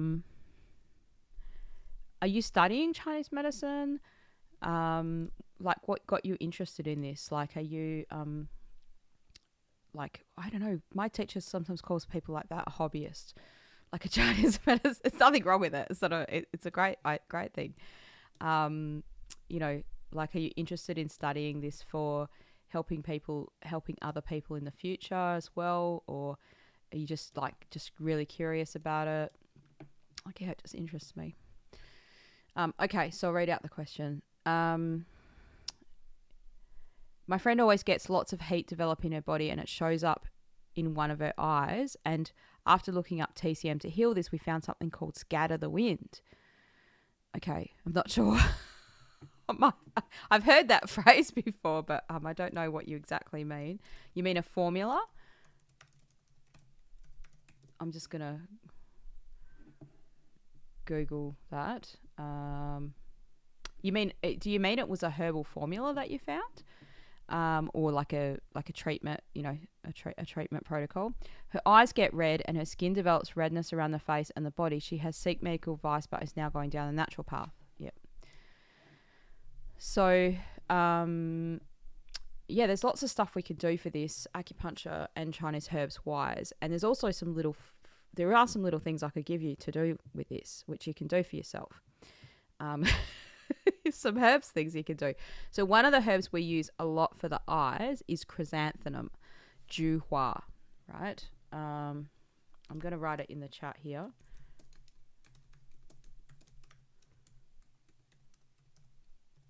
Because my the Chinese and the Australian accent probably don't go too well together. I'm just going to see if I've got it on this shelf here. I don't think it is here. It's in my other office. This is just my display herbs for the channel. I've got more herbs in the office. So chrysanthemum is a flower that is very, very, very commonly used in Chinese culture as well as Chinese medicine. So it's a clearing heat flower. Now you can drink it as a tea, but you can also make a compress to put on the eyes for things like conjunctivitis. It's called uveitis, like just infection, inflammation in the eyes, things like that. So how you would do this is you take about a handful of the chrysanthemum flowers, right? So when you buy it, just look at it. You won't know this until you've done it a few times, but usually when you buy these things, you go down to the Chinatown, the Chinese food shops, grocery stores, that kind of thing, and you'll see little packets of things, little packets of stuff, and you ask them for Chinese love chrysanthemum tea in summertime. They drink it all the time, so it's something you can easily get hold of. And what they also might have is, don't buy this, but they often have, I used to buy this when I was studying Chinese medicine. I didn't realize until, and it was like a granules of chrysanthemum, but it's full of sugar. Like you drink it, or you get cans of chrysanthemum tea, and then, but it's just so sweet. It's really just sugar. So be careful about that. So what you want to do is get a handful of this chrysanthemum and make it into a tea. So put it in a teapot. If you don't have a teapot, you can just put it in a cup like this, a mug, and you'd put the chrysanthemum about that much in there. Oops, I'll do it here where you can see.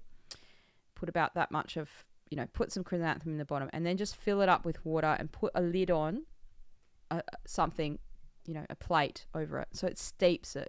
You just want it to steep and make it as strong as possible in there, and the whole thing can go cool, right? The tea can go cool, and then you would pick the chrysanthemum out of the tea, and if you're going to drink the tea, you can drink the tea. That's still good. And if you didn't have any other herbs, I probably would drink the tea. So just give it to them to drink.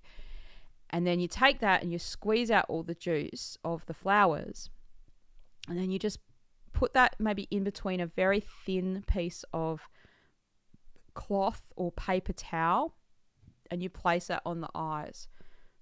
If you don't squeeze the chrysanthemum out properly, they'll be dripping all over the place. Now, if you've got an infection in the eye where you've got conjunctivitis, for instance, you have to be careful that you don't transfer the infection from one eye to the other. So make sure you use clean hands, separate things on each side. Don't transfer the infection over, that sort of thing. You don't want to drip the chrysanthemum into the eyes, but if it does touch the eyes and get in there, that's okay. It's not going to sting you or hurt you.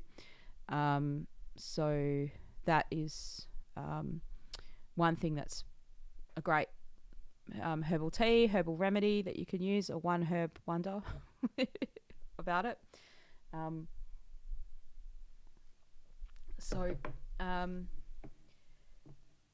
The eyes are linked to the stomach, which is to do with diet, stomach heat. Put my chair back up again. So for some people, when they eat certain foods, it'll flare up onto their stomach channel.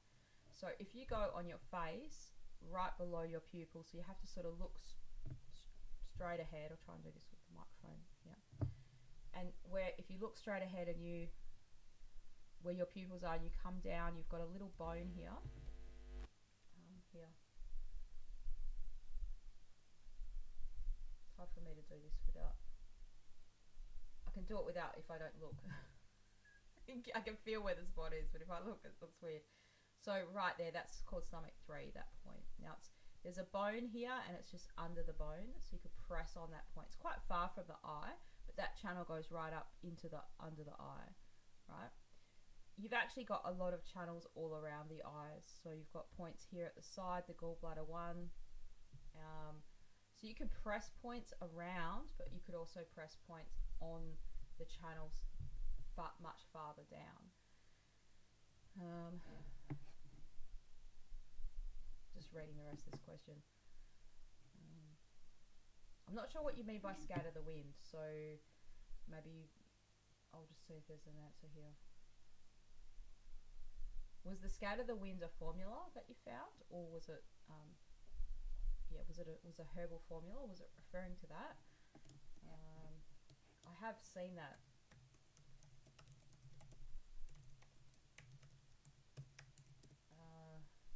Oh yeah, Xiaofeng San, right? Is that what it is? That's what I just googled this. Wind reducing formula, Xiaofeng San.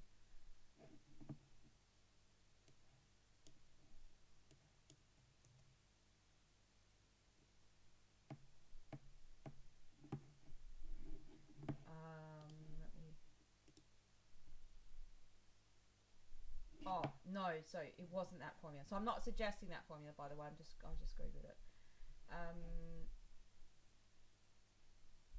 Regarding the question about scatter the heat, well, that was the concept we read on the blog. Yeah. Okay. So the idea is how you get sick. One of the ways you can get sick like this is heat can be internally engendered, right? That means it's internally happens from your diet, which is what I was saying is common. But it also can come into the body from the environment. So you see this most commonly with colds and flus, where you get sick. The back of the head is the place where you get sick with wind and cold, and then a whole bunch of stuff happens in your body, and a few days later you've got a sore throat or you've got a cough or whatever's happened. But Chinese medicine also thinks that the environment, because we're interfacing with the environment, heat, cold, dampness, wind, they're pathogens that they can invade the channels directly. And you'd see this with people with the eyes, for instance. Like I have a patient that works outside all the time in a construction site. He's around a lot of dust, and like, why is his eye getting infected and someone else's isn't? Maybe because you're around the dust and that's an irritant to you, but why does that form an irritation to the point where you got conjunctivitis or an eye infection or some kind of rash there? That can be what you've done to your body. So you've made your body slightly somehow a bit less resilient to the environment, and then that's happened. So it means you've maybe because you didn't have good sleep, or your diet wasn't so great that time, for that week or whatever, or overall. So there could be an interaction between your physical body and the environment. You can do things to make your body stronger, more resilient. All that stuff I was talking about before about tonifying your yang would make your body more stronger and more resilient to the environment anyway. So if you do those things, that's good, right? Your sleeping, your diet, digestion, all that sort of stuff. But once the heat's there, in Chinese medicine, the therapy is to sort of clear the heat, or what they call scatter the winds, they've said. So scatter the wind would refer to like dispel the wind. It's just another word, to say that same thing. Clear or dispel or scatter or whatever, move it away. Wind in Chinese medicine in this sense would cause the itchiness. That's a TCM concept, that wind causes itchiness, and the heat is the redness, the irritation that you can see there, that's red and that kind of stuff. So yeah, the chrysanthemum is a wind heat clearing herb. That's what it does. That's its job, and it's got a special affiliation for the eyes. That's its little bag, is the eyes. So hay fever, chrysanthemum's commonly used for hay fever, especially when people have itchy eyes with the hay fever, allergies, that kind of stuff. Yeah, cool. Yeah, so wind isn't so much an element. I mean, it is in a way. I've probably mentioned it on this channel that we think about the wood element relating to wind, and that's the concept of internal movement is a kind of a wind. So you have 6 pathogenic factors, that's what they call them, or the Xie Qi, Xie, means evil qi, the 6 evils, sometimes called that. That's wind, cold, damp, heat, dryness, fire. So wind will drive another pathogen into you. Cold, heat can drive those pathogens in. Cold contracts, wind kind of causes movement in your body. The problem might move around from place to place. It might get very itchy because of the wind. They're windy kinds of symptoms. Heat, redness is a sign with the heat. Dryness is like if the environment's dry. So when is the environment dry? When it's smoky, like it's very hazy and smoky, like going through a bushfire or something like that. It's real smoky. If it's just a really dry environment, like a desert, a dry place, that can be part of it. Like where I live in Perth, it's one of the driest places. It's not humid ever, hardly. Now humidity is dampness, so you can have a place that's warm and humid, which is like, then you'll have damp heat in the environment, damp and heat, or you can have cold and damp. And cold and damp place might be like the UK, where you've got old buildings and people tend to live underground sometimes in London. Like there's older buildings that are very, I'm sure in the US they've got them too. Like we just don't have that many in Australia. We do have damp here, like maybe in Melbourne or damp cold places. Tasmania, those places tend to be damp and cold. And the top parts of Australia are really, really humid, like China kind of humid, like that sort of, really muggy, like because you're closer to the equator, that kind of thing. So some of these things are seasonal, where it's part of yes, you can ask Noah Shems, you can ask any question you like about Chinese medicine. Feel free to ask your question. So yeah, when it's damp, it can combine with heat or combine with cold very easily, depending on where you live. And those kinds of things can affect you. So in Chinese medicine, you get sick from the environment coming in. You could get sick from your body creating that illness from emotions. So there's 7 emotions that can cause disease. There's diet and lifestyle stuff. So they're the things I talked about, like maybe sleep, taxation things, too much alcohol, toxic food eating, this kind of like, eating poisonous things, like, and then there's miscellaneous things that can cause disease, like you had an injury, you had an accident.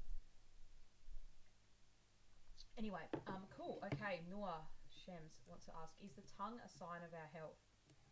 Yeah, so have you had any experience with Chinese medicine before? Have you, hang on, I'm just going to be moving the wrong thing. I'm just going to put your question on the screen here. So we have several different ways of diagnosis in Chinese medicine, and tongue diagnosis is one of the methods. And we look at your tongue in a few different ways, right? We look at your tongue, the body of your tongue, the coating of your tongue. Some practitioners will look at the bottom of your tongue, underneath the veins of your tongue. You've just seen a TikTok on about tongues. Yeah. In my particular system of Chinese medicine, we don't use tongue diagnosis very often. I know a lot about it, and I used to use it in my practice, and I was actually just teaching it in one of my classes this week. I do use it sometimes, but basically what tongue diagnosis does is it shows you there's 2 main parts to it. One is the coating of your tongue, and the other one is the body of your tongue. And the most interesting thing is the coating will change every day almost. It can change every day. It may not, it depends on what you do. So I'll see if I can just, while I'm on here, I'll see if I can just grab a picture of a normal tongue. I actually have some tongues that I've taken photos from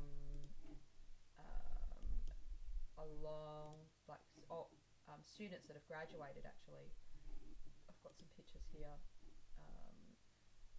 and I can probably grab a couple of these here to sort of show you who've let me use them for science. They're tongues for science. So what you want to look at with your own tongue is probably just in the naturalist light that you can. I'm just going to quickly grab a picture. You don't want it to be like, so you go outside when it's, bright, not too bright, and then take a photo of your tongue so then you can look at the photo. You can just look at your own tongue in the mirror, but sometimes the lighting in there isn't so great to sort of see that. So let's see if we can get this one here. The tongue body, or this one here is a good one. I'm just going to make this small enough to sort of show. There we go. Oh, that's a big photo. Right, I'll just put me here. There we So this is a good example of a coating that's a pretty normal coating. So you can see at the very back of the tongue, there's still a coat there. It's not normal for it to be completely peeled, where you can't see any coating at all. It's like what they would call a thin, clear or white, slightly white coating. It should not be yellow. So the thicker kinds of coatings will be the coating is the dirty dregs of digestion, basically coming up onto the tongue. So I'll just try and find one here. I've got a few gnarly ones there. Here we go. This is a good one. Just got to make this a bit smaller.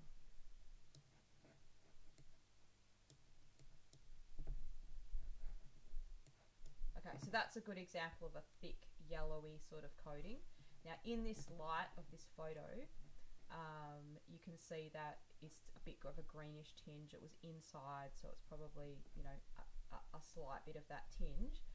But you can see the coating is what we call thick. It's a little bit dry, and it's peeled at the you can't see why my mouse is pointing, but what they call the tip of the tongue.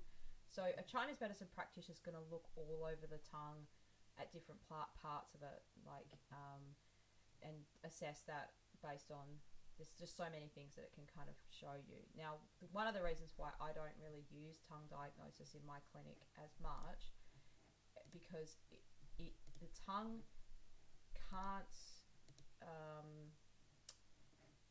tell us what has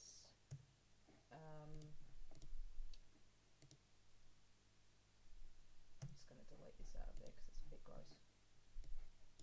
There we go. The tongue can't show us what's happening right now necessarily. Like, it's showing us things that have happened in the body.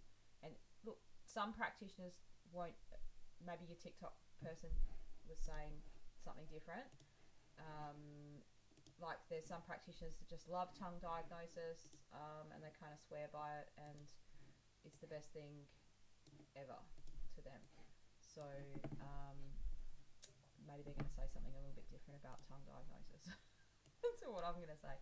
But basically, you can rely on the coating, but the body of the tongue, you can't rely on that much to tell us what's happening right now, especially if that's in contradiction to the pulse. So in my system, we use the pulse diagnosis as the primary method, and we don't look at the tongue that often. When I first did TCM, I used to use lots of tongue diagnosis. So the dirty dregs of digestion will come up onto the tongue. If there's no dirty dregs, your tongue coating will be normal. If there are dirty dregs, it'll look like that one I just showed you there, where it's sort of thick, yellowy, and that's a damp heat kind of tongue, right, where there's that sort of yellowy sort of thing. Yeah, now there's a few comments here. I'll come to your question in a sec. Don't spy spying. When I eat sweet junk food, it's white on top. Yeah, exactly, right. So when you eat foods that are harder to digest, that creates dampness, and then you'll notice that tongue gets thick. So a thick coating is damp. A thick yellow coating is damp heat.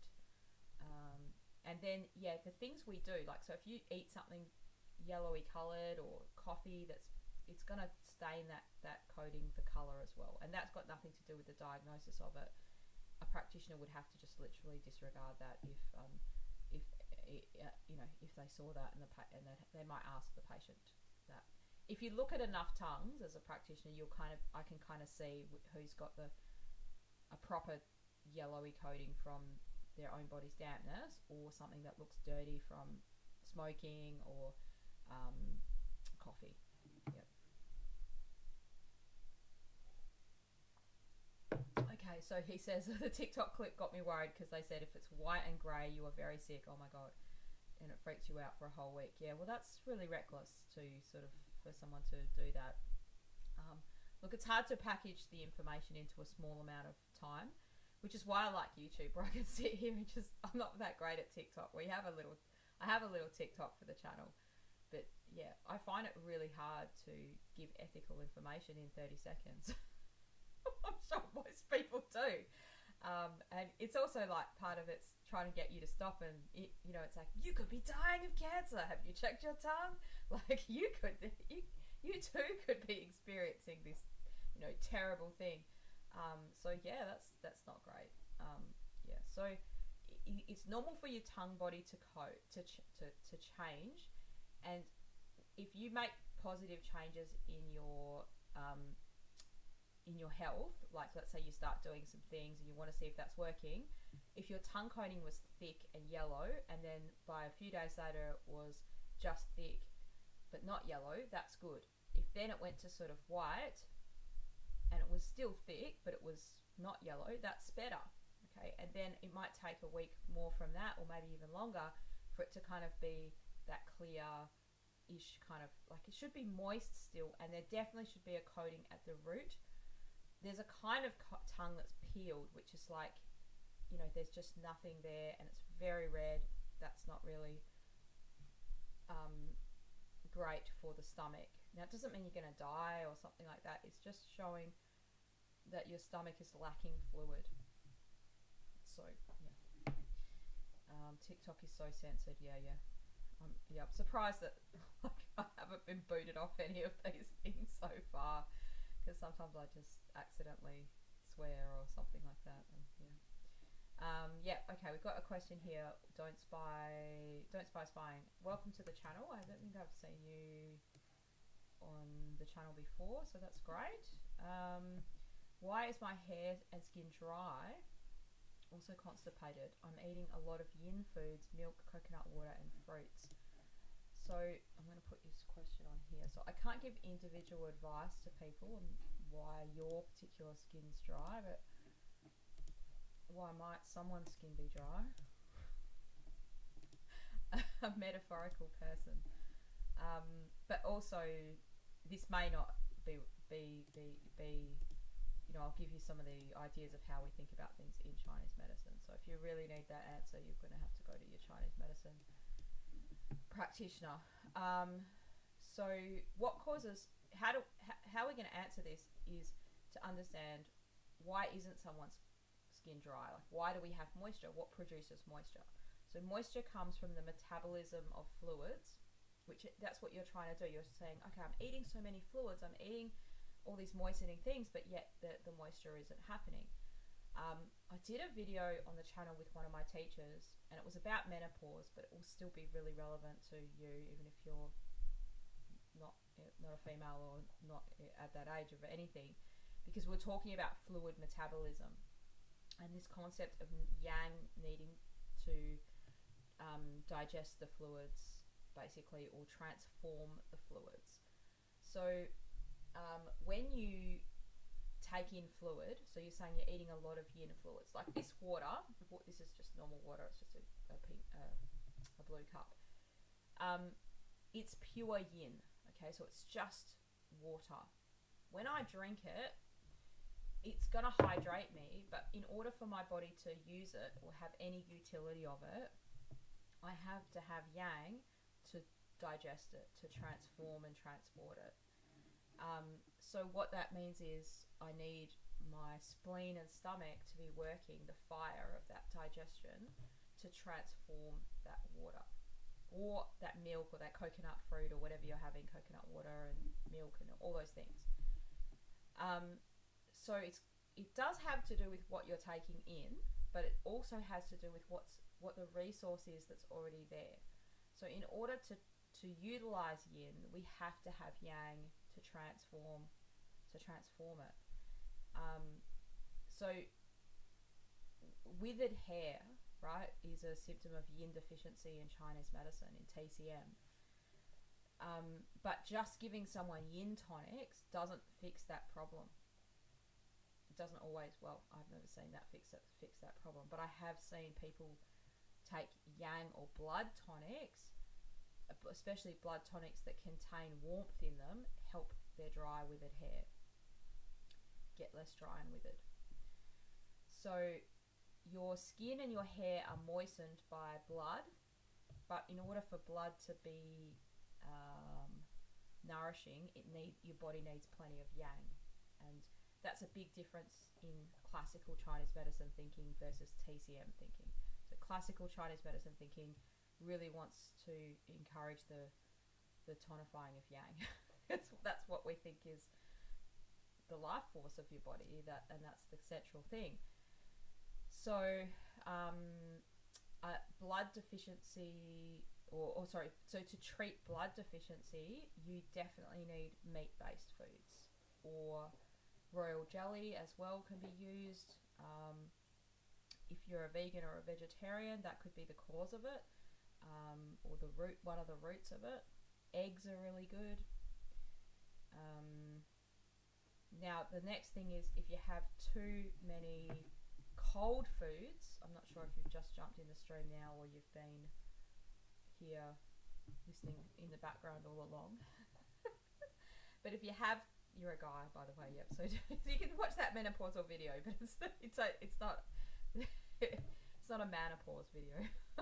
But it will still make sense. The concept, if you're really into understanding Chinese medicine, the person I did the interview with, Laurie Ayres, he's one of my teachers, and he's really, I said this is at the level of people that don't know Chinese medicine, right? Because he normally teaches it, and he's just like zoom straight off to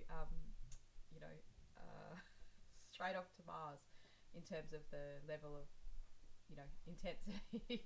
So yeah, if you might need to watch the video a few times to kind of understand it, which is good, because it's good. He's better than me at explaining those things. We need the yang to properly utilize the hydration, and that was kind of the core of the conversation that we were having, which was really great. And you can think of this in a metaphorical way of I wonder if I can get this on here. I've got this awesome video that I've been using lately.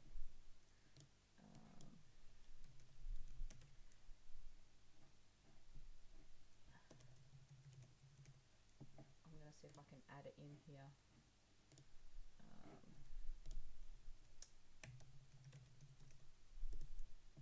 See if we can get this thing in a sec.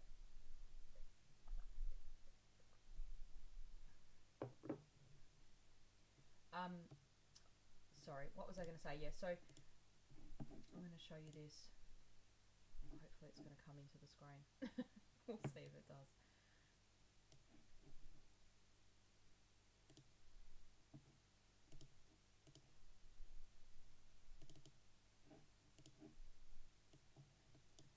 Still getting used to using this thing. Oh, here we go. Is it going to play? It might play. If it does play, it'll just start up by itself. At some point, this little weird video will play in the background. Here we go. So if you see this is a great example. Here we go, of this fire below the cooking pot, right? And you can see the steam. You can see a lot of smoke, but there's also sort of like a steaming up of the fluids. So let's say you put water in that pot and you don't have any fire, it won't steam, it won't metabolize, and that your body needs it to almost be steamed to get the nutrients out of those foods that you're eating. So this is the idea of the warm, cooked and moist promotes that whole process. The cold, dry and raw puts water on the fire. Like, it doesn't promote that process. So you can eat a lot of yin foods, but you need some yang in there too. So either go and see a herbalist who can give you a yang tonic to help. Okay, you could add some more pungent foods in there that could help you quite possibly. So pungent foods is like ginger, coriander, mint, basil, maybe not mint because it's cooling, but cinnamon, so you might be better off having like a chai, which is not sugary chai, but rather than just milk, because you've got the spices to those are going to promote that movement and that yang. Also warm things. So because your stomach likes this warm, here we go. Fruit isn't so great unless you cook that fruit. So you want warm stuff. Hopefully that will answer the question. Yep. All right. Yep. So I mean, I'm not saying milk's great or not great. Like, human beings probably shouldn't be having so much milk. We're the only animals that keep on having milk. After we stop being a baby, you probably don't need it. If you're trying to have milk to moisten yourself for your hair and your skin, I would stop having it. It's not going to moisten your hair and skin any more than water will, right? It's not like it's better for you. You're better off having eggs, meat, bone broth. Oh, that's the other thing. Collagen is, a bountiful in bone broth. So gelatin, anything, not lollies. They're full of gelatin, but they're full of sugar as well. So just, you can put gelatin in foods. You can cook with it. You can have it. Yep. You can buy collagen powders if you're really stuck to make. If you can make your own bone broth, that would be one of the best things that you can use. Okay, I think I've missed some questions here. Let me see. Oh wow, it's already 9 p.m. Holy moly! Just got caught up in the moment. All right. Might go for a little bit longer and then we'll stop. Okay, what have we got here? It's been...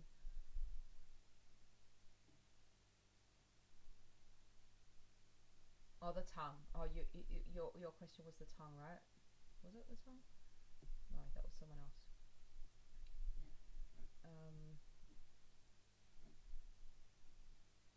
Anyway, I can't keep up with the chat, which is good. That's great. There's lots of people in here.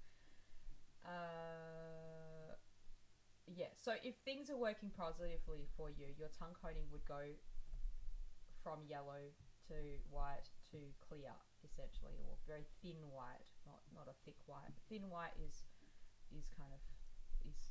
normal.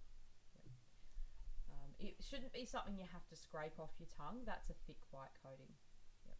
Another reason why the coating can happen for some people is when they get a cold or a flu. It's not that common, but it can.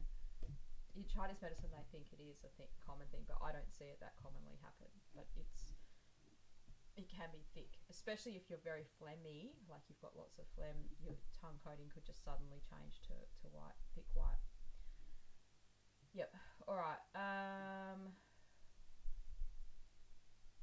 Yeah. So yeah, coconut water is one of the highest yin foods. Like, it's really, really rich, and that's not a bad thing. It's good. It's the most, like, one of the most richer meat, non-meat kind of foods. But I think you just need some warmth in there. Ginger, you could try ginger tea as well, just to kind of help with bringing some warmth in it. Yep. So coffee. Does coffee deplete our yang? And then Nor Shems says, I want to know about coffee, green tea, black tea. Does it all deplete our yang? Does it make our skin dry? Yeah, so coffee, I think I've mentioned this before on a video, but I don't know if it was that well articulated. It will eventually, if you have too much of it, you have it every day. It probably would deplete your yang, but it's not like, I don't think it's as depleting as alcohol. If you had to compare it to those things, like, it's not something that makes your yang float. But how it would deplete your yang, or how it could deplete your yang, is in these ways. So if you're very affected by the stimulant effect of coffee, that means it's going to affect your shen, your heart, in Chinese medicine. When I say your heart, it does affect your actual heart, but it's your consciousness, your mental stability. And for some people, instead of it making them feel like, yeah, I'm just going and I've got plenty of energy, or kind of that, they actually get real jumpy and like scary, kind of, not scared, but that easy jumpy or the easy heart palpitations. That's not great. That's not going to be a healthy place to be in. So that means you've got weak heart yang, and the coffee, that's the people that say, oh, if I have one coffee in the morning, and I have heard people say this, I can't sleep at night. They've probably got weaker heart yang. Also, those kinds of people are easy snuck up upon, right? So if I'm just sitting here and then something, oh, I'll do that, like, like, they're kind of jumpy sort of people. So it can deplete, it can act on that heart yang, right? A person that's on the opposite of that, that's very grounded, as in, they're like solid as a rock. Nothing shakes them. Nothing concerns them almost. Like, they really just they can just kind of soldier on through difficulties and stuff like that. They're like, that even that just aspect of, like we say, it's, they're grounded. They've got a good heart and kidney communication. That's kind of what that would be. And you do need strong yang in order to have that, but fear and shock and like sudden things happening to you, traumas happening to you, can sever that connection. And then for some people, if that's already happening, then coffee just makes that worse. Now, what does coffee exactly do? It's a purgative, and that moves things through your bowels. Because it's a bean, it's very irritant to your body. All beans have a downward draining effect. So they can drain dampness, which means it'll get your bowels moving. So what would be the positive or the good effect of that? If you had constipation, you might be okay, or it might be a better alternative to have a short black, a coffee in the morning and have a regular bowel movement than have an over-the-counter laxative and then have to poo your pants sort of halfway through the day because you've had to get things moving. Yeah, even chickpeas. So all beans purge stuff out of you. Now, they don't necessarily all do that at the same intensity, but that's their function. So if you think about this from a Western medicine perspective, for biomedical analysis of them, they've got lectins in them, and lectins is the irritant aspect of the bean. Not coffee. Coffee doesn't have. I don't think coffee has lectins, and if it does, it's probably something's happened to it when it's been roasted. The roasting of the coffee makes it less purgative. So if you've ever had green coffee, it used to be a fad a while back where people would sell green coffee for weight loss.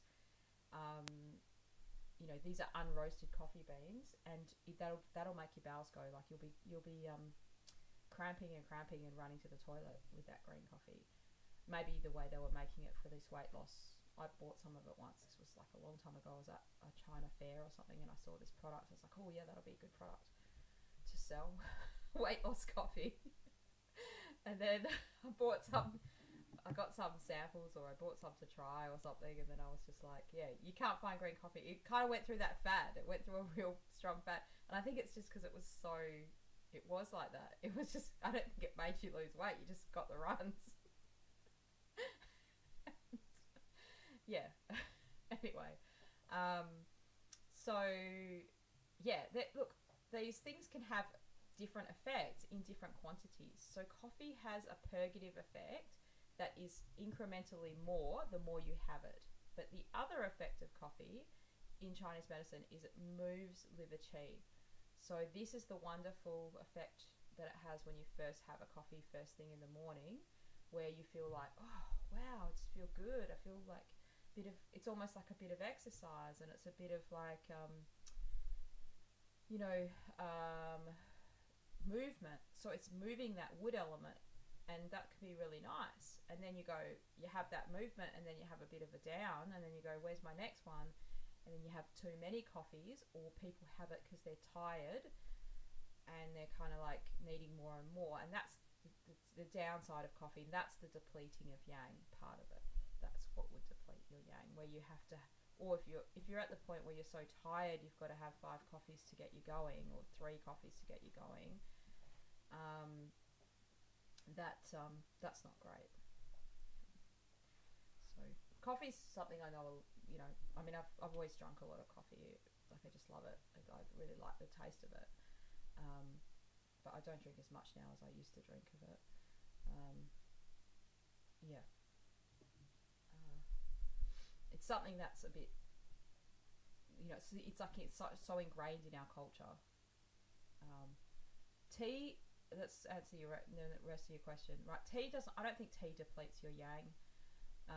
Again, it's the strength of it. Like, you'd have to have a lot more, and it'd have to be, like, there's so many varieties of tea. One of the most healthiest varieties of tea is actually fermented tea. So this is going to give you probiotic effects of the tea. So if you like tea and you like that real bitter taste, that's a good tea to go for. And that tea is called pu'er tea or hei cha. Now, we don't really know a lot about this tea in the West, but I've been to China lots and lots of times, and about 5 times with, maybe about 5 times now with my friend Keith, who has a tea business. And I actually put some of that on my channel recently. I put a video, "Oh, come to China with me," and it was like, yeah, you can see us in the tea garden and all that. So this tea, I've seen this in China a few times, and I just remember it because of the song. It's not that that's related to it, you know, but I just think hei cha, hei cha. But anyway, hei cha means dark tea, so that is a kind of fermented tea. If you can get that, it's really lovely, and it's not as strong as pu'er tea. So pu'er tea is one,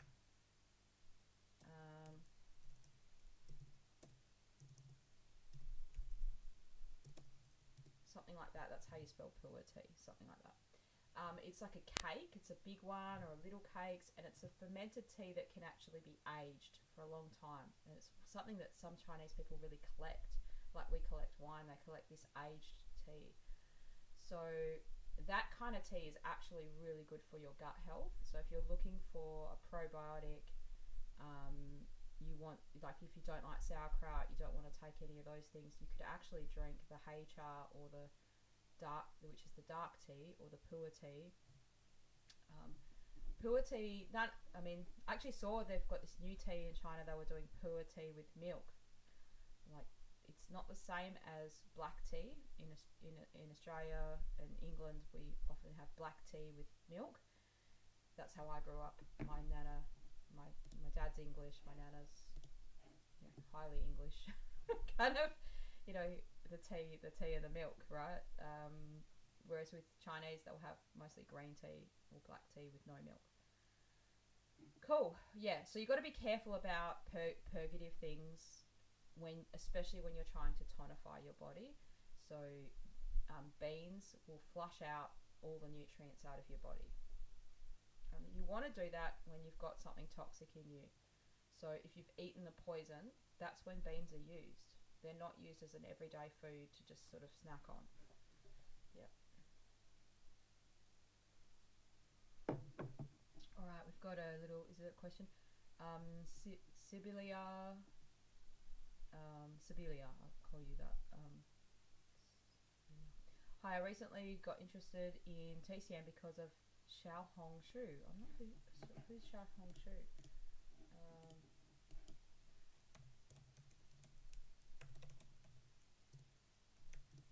Is that a channel or something? Just gonna look that up.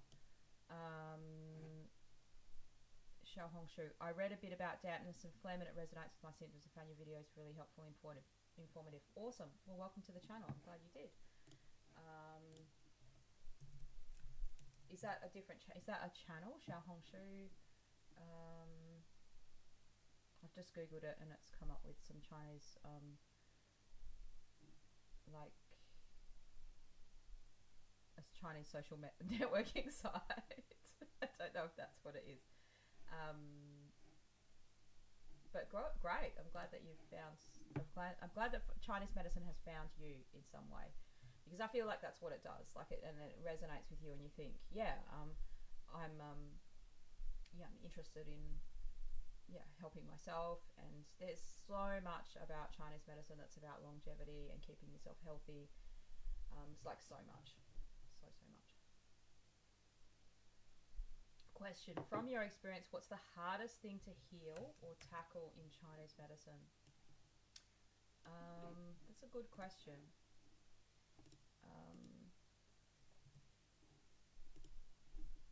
So there's some things that is not Chinese medicine's time to shine, right? It's not its best. It's not its best thing. And I think that's probably what you're asking.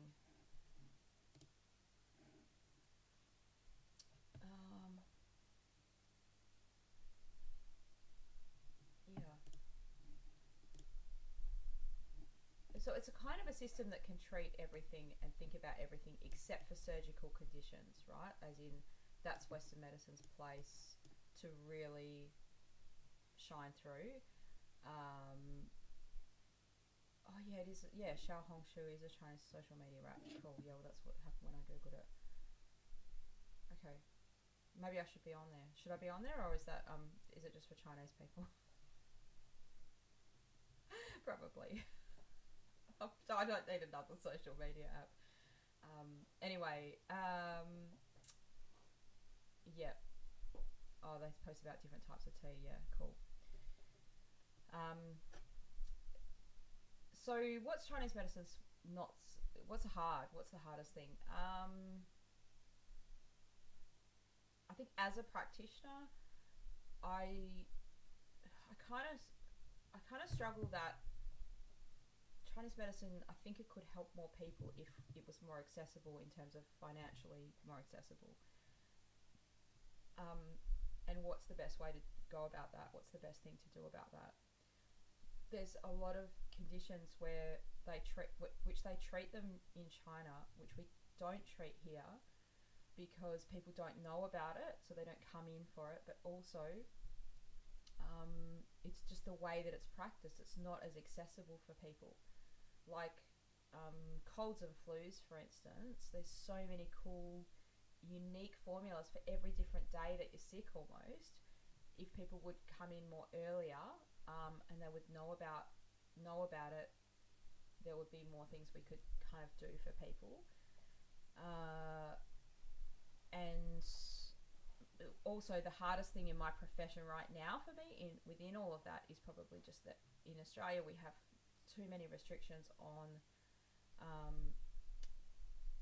advertising and in terms of conditions. So it just restricts what I can do. Like, I think that's why the channel is so small, because, well, it's not, but I mean, I basically what I'm saying is I could make way more videos on different topics about things if I didn't have as many restrictions on conditions I can talk about. So I have to kind of really go around things in such a roundabout way. Like, I can't before we had our Australian government regulation, it was just more of an ethical thing rather than you had to, like, we have to have research papers published on proving that it helps to make a claim of saying, oh, acupuncture can help blah blah blah condition, or Chinese herbal medicine can help this condition. So that's the hardest thing I have to deal with in Chinese medicine, is bureaucracy and that kind of stuff. Like, that is annoying for me. So you kind of trying to advertise.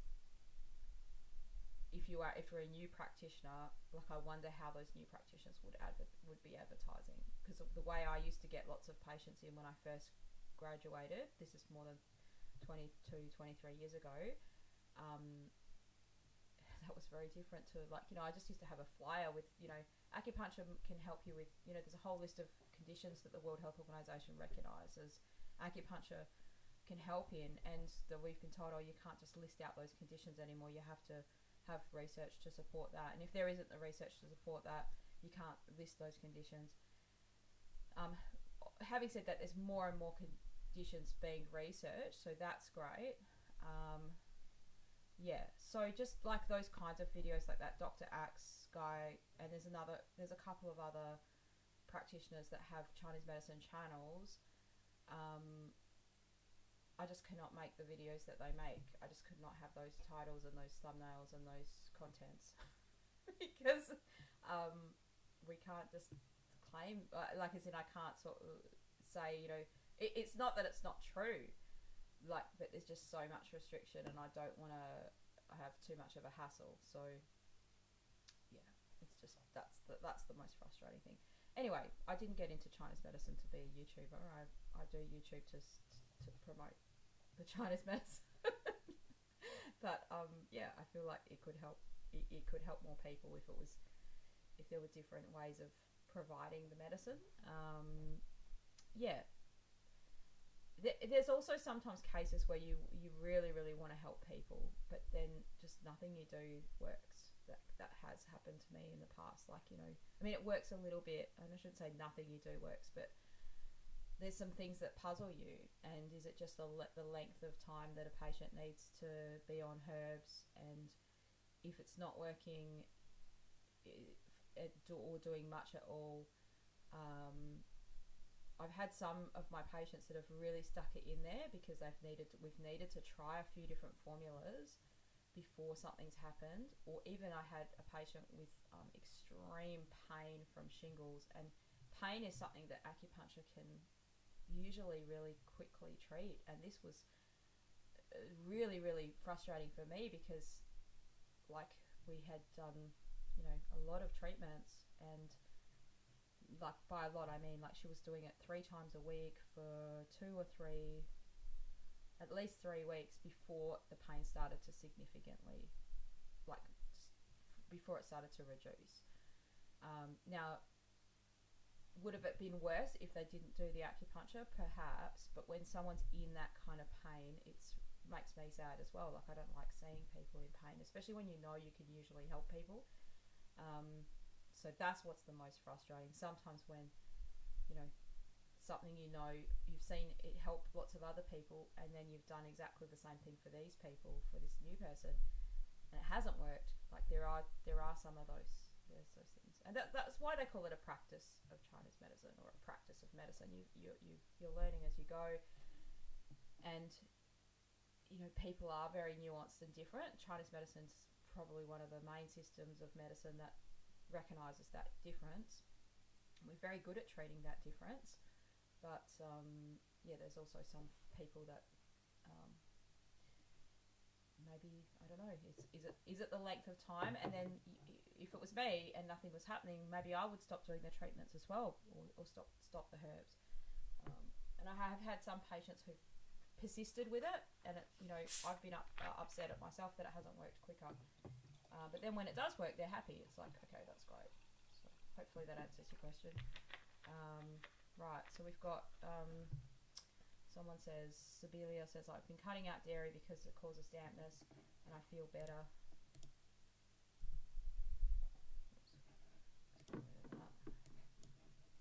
And I feel better these days, less redness on my face, lost some weight as well. That's great, awesome, so great. I saw people in the app, I think you're talking about this Chinese app, I'm going to have to join it, I think, Xiaohongshu, that recommends you should try orange peel and hawthorn tea. Should I try that? What, for the skin? For the skin stuff? I'm just looking here, is there a previous question? Oh, for the dampness and phlegm, right. So what does orange peel do? Yeah, these are 2 really interesting herbs. So hawthorn berry, or it's called shanja. Just putting that in the thing here, in the chat. That does 2 things. It moves food stagnation, and it moves blood. So it's commonly used. What food stagnation is you've eaten too much food and it's all sort of stuck there. That's an acute version of food stagnation, like you've gone to an all-you-can-eat buffet You've had a really good time. um, so it can treat that. So it basically will. It's not going to flush out the dampness like a beans will. So I don't think it's going to be a detrimental purgative type of thing at all. It's much more gentler than that. So you could try that. And what the orange peel is, chen pea, and people can make this themselves. When you eat an orange, you can have orange, tangerine. I think chen pea is supposed to be mandarin, not an orange. You want it to be properly ripe because I think it's tangerine. Yeah, it's a mandarin. Sorry, mandarin peel. Orange peel is called qing pea, Qing, and it's a bit more stronger.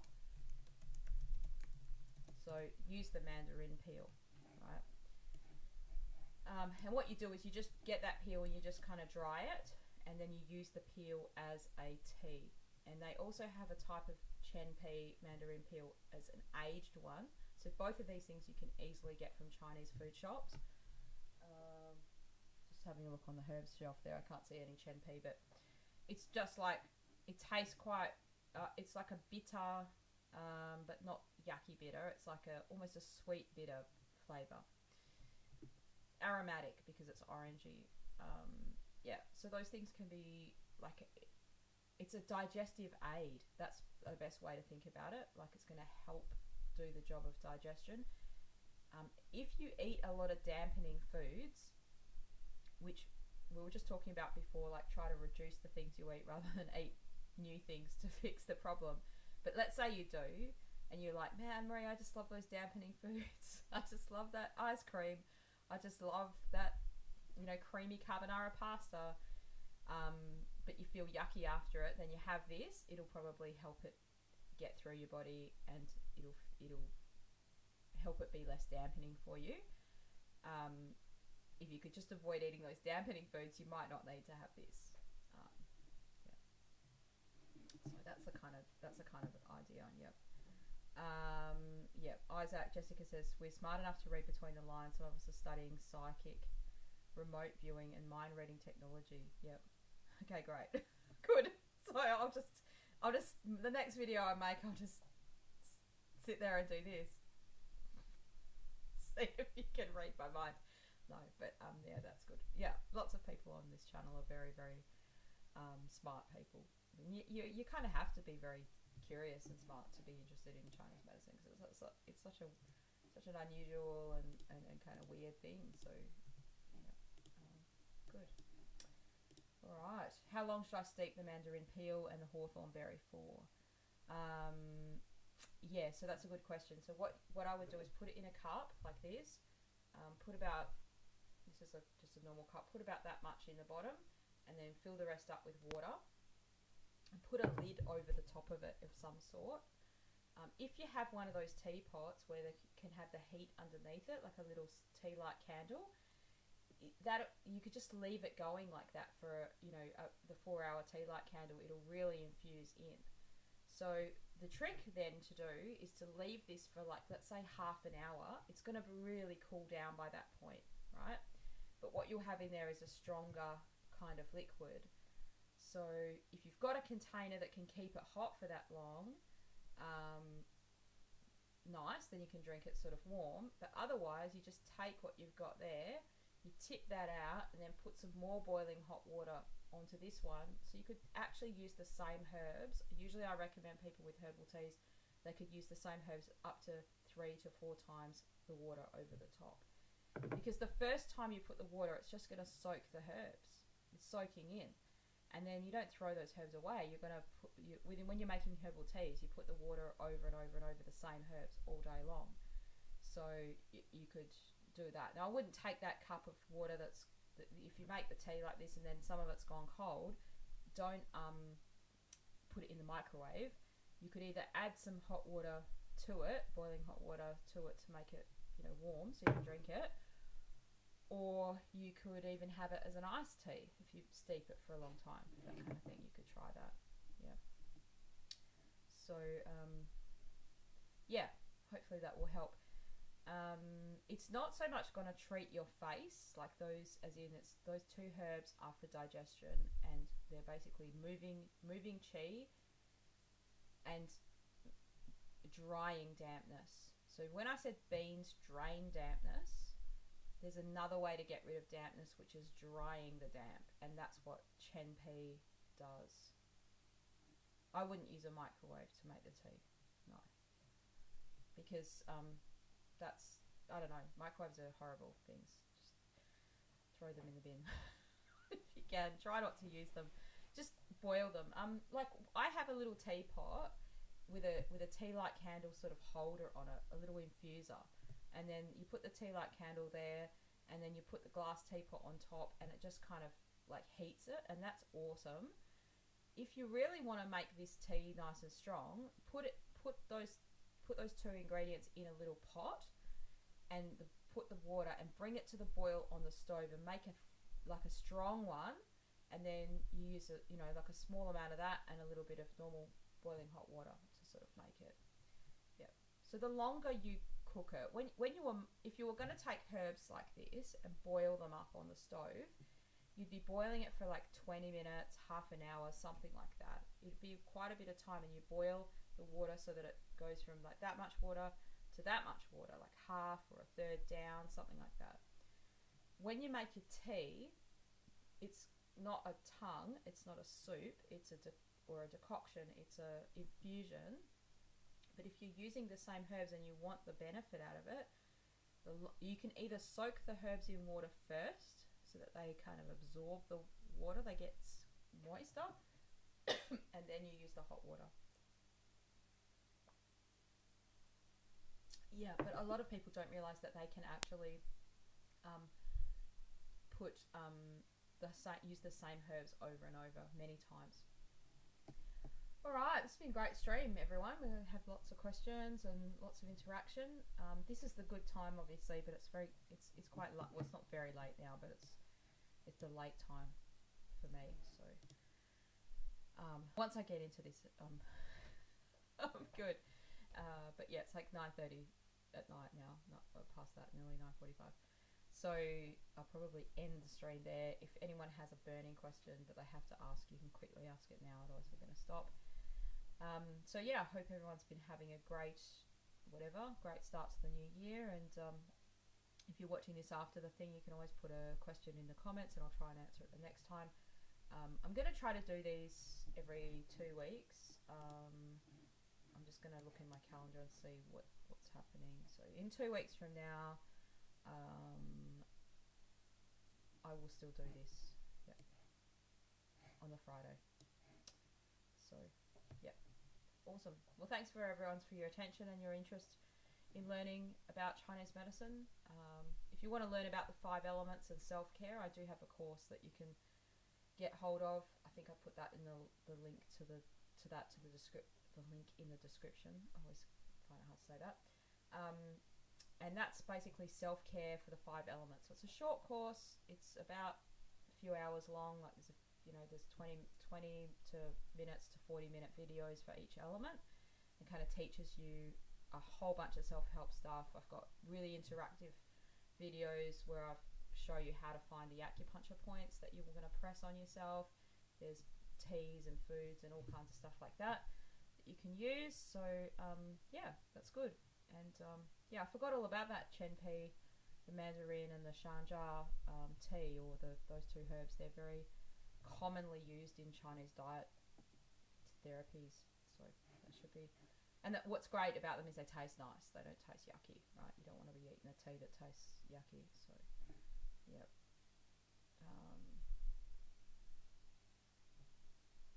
Yep.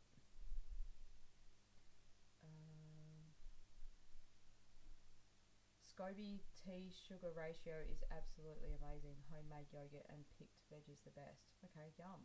Sounds nice. Cool. Awesome. Happy times. All right. Yeah, I forgot how to turn this off. Have a good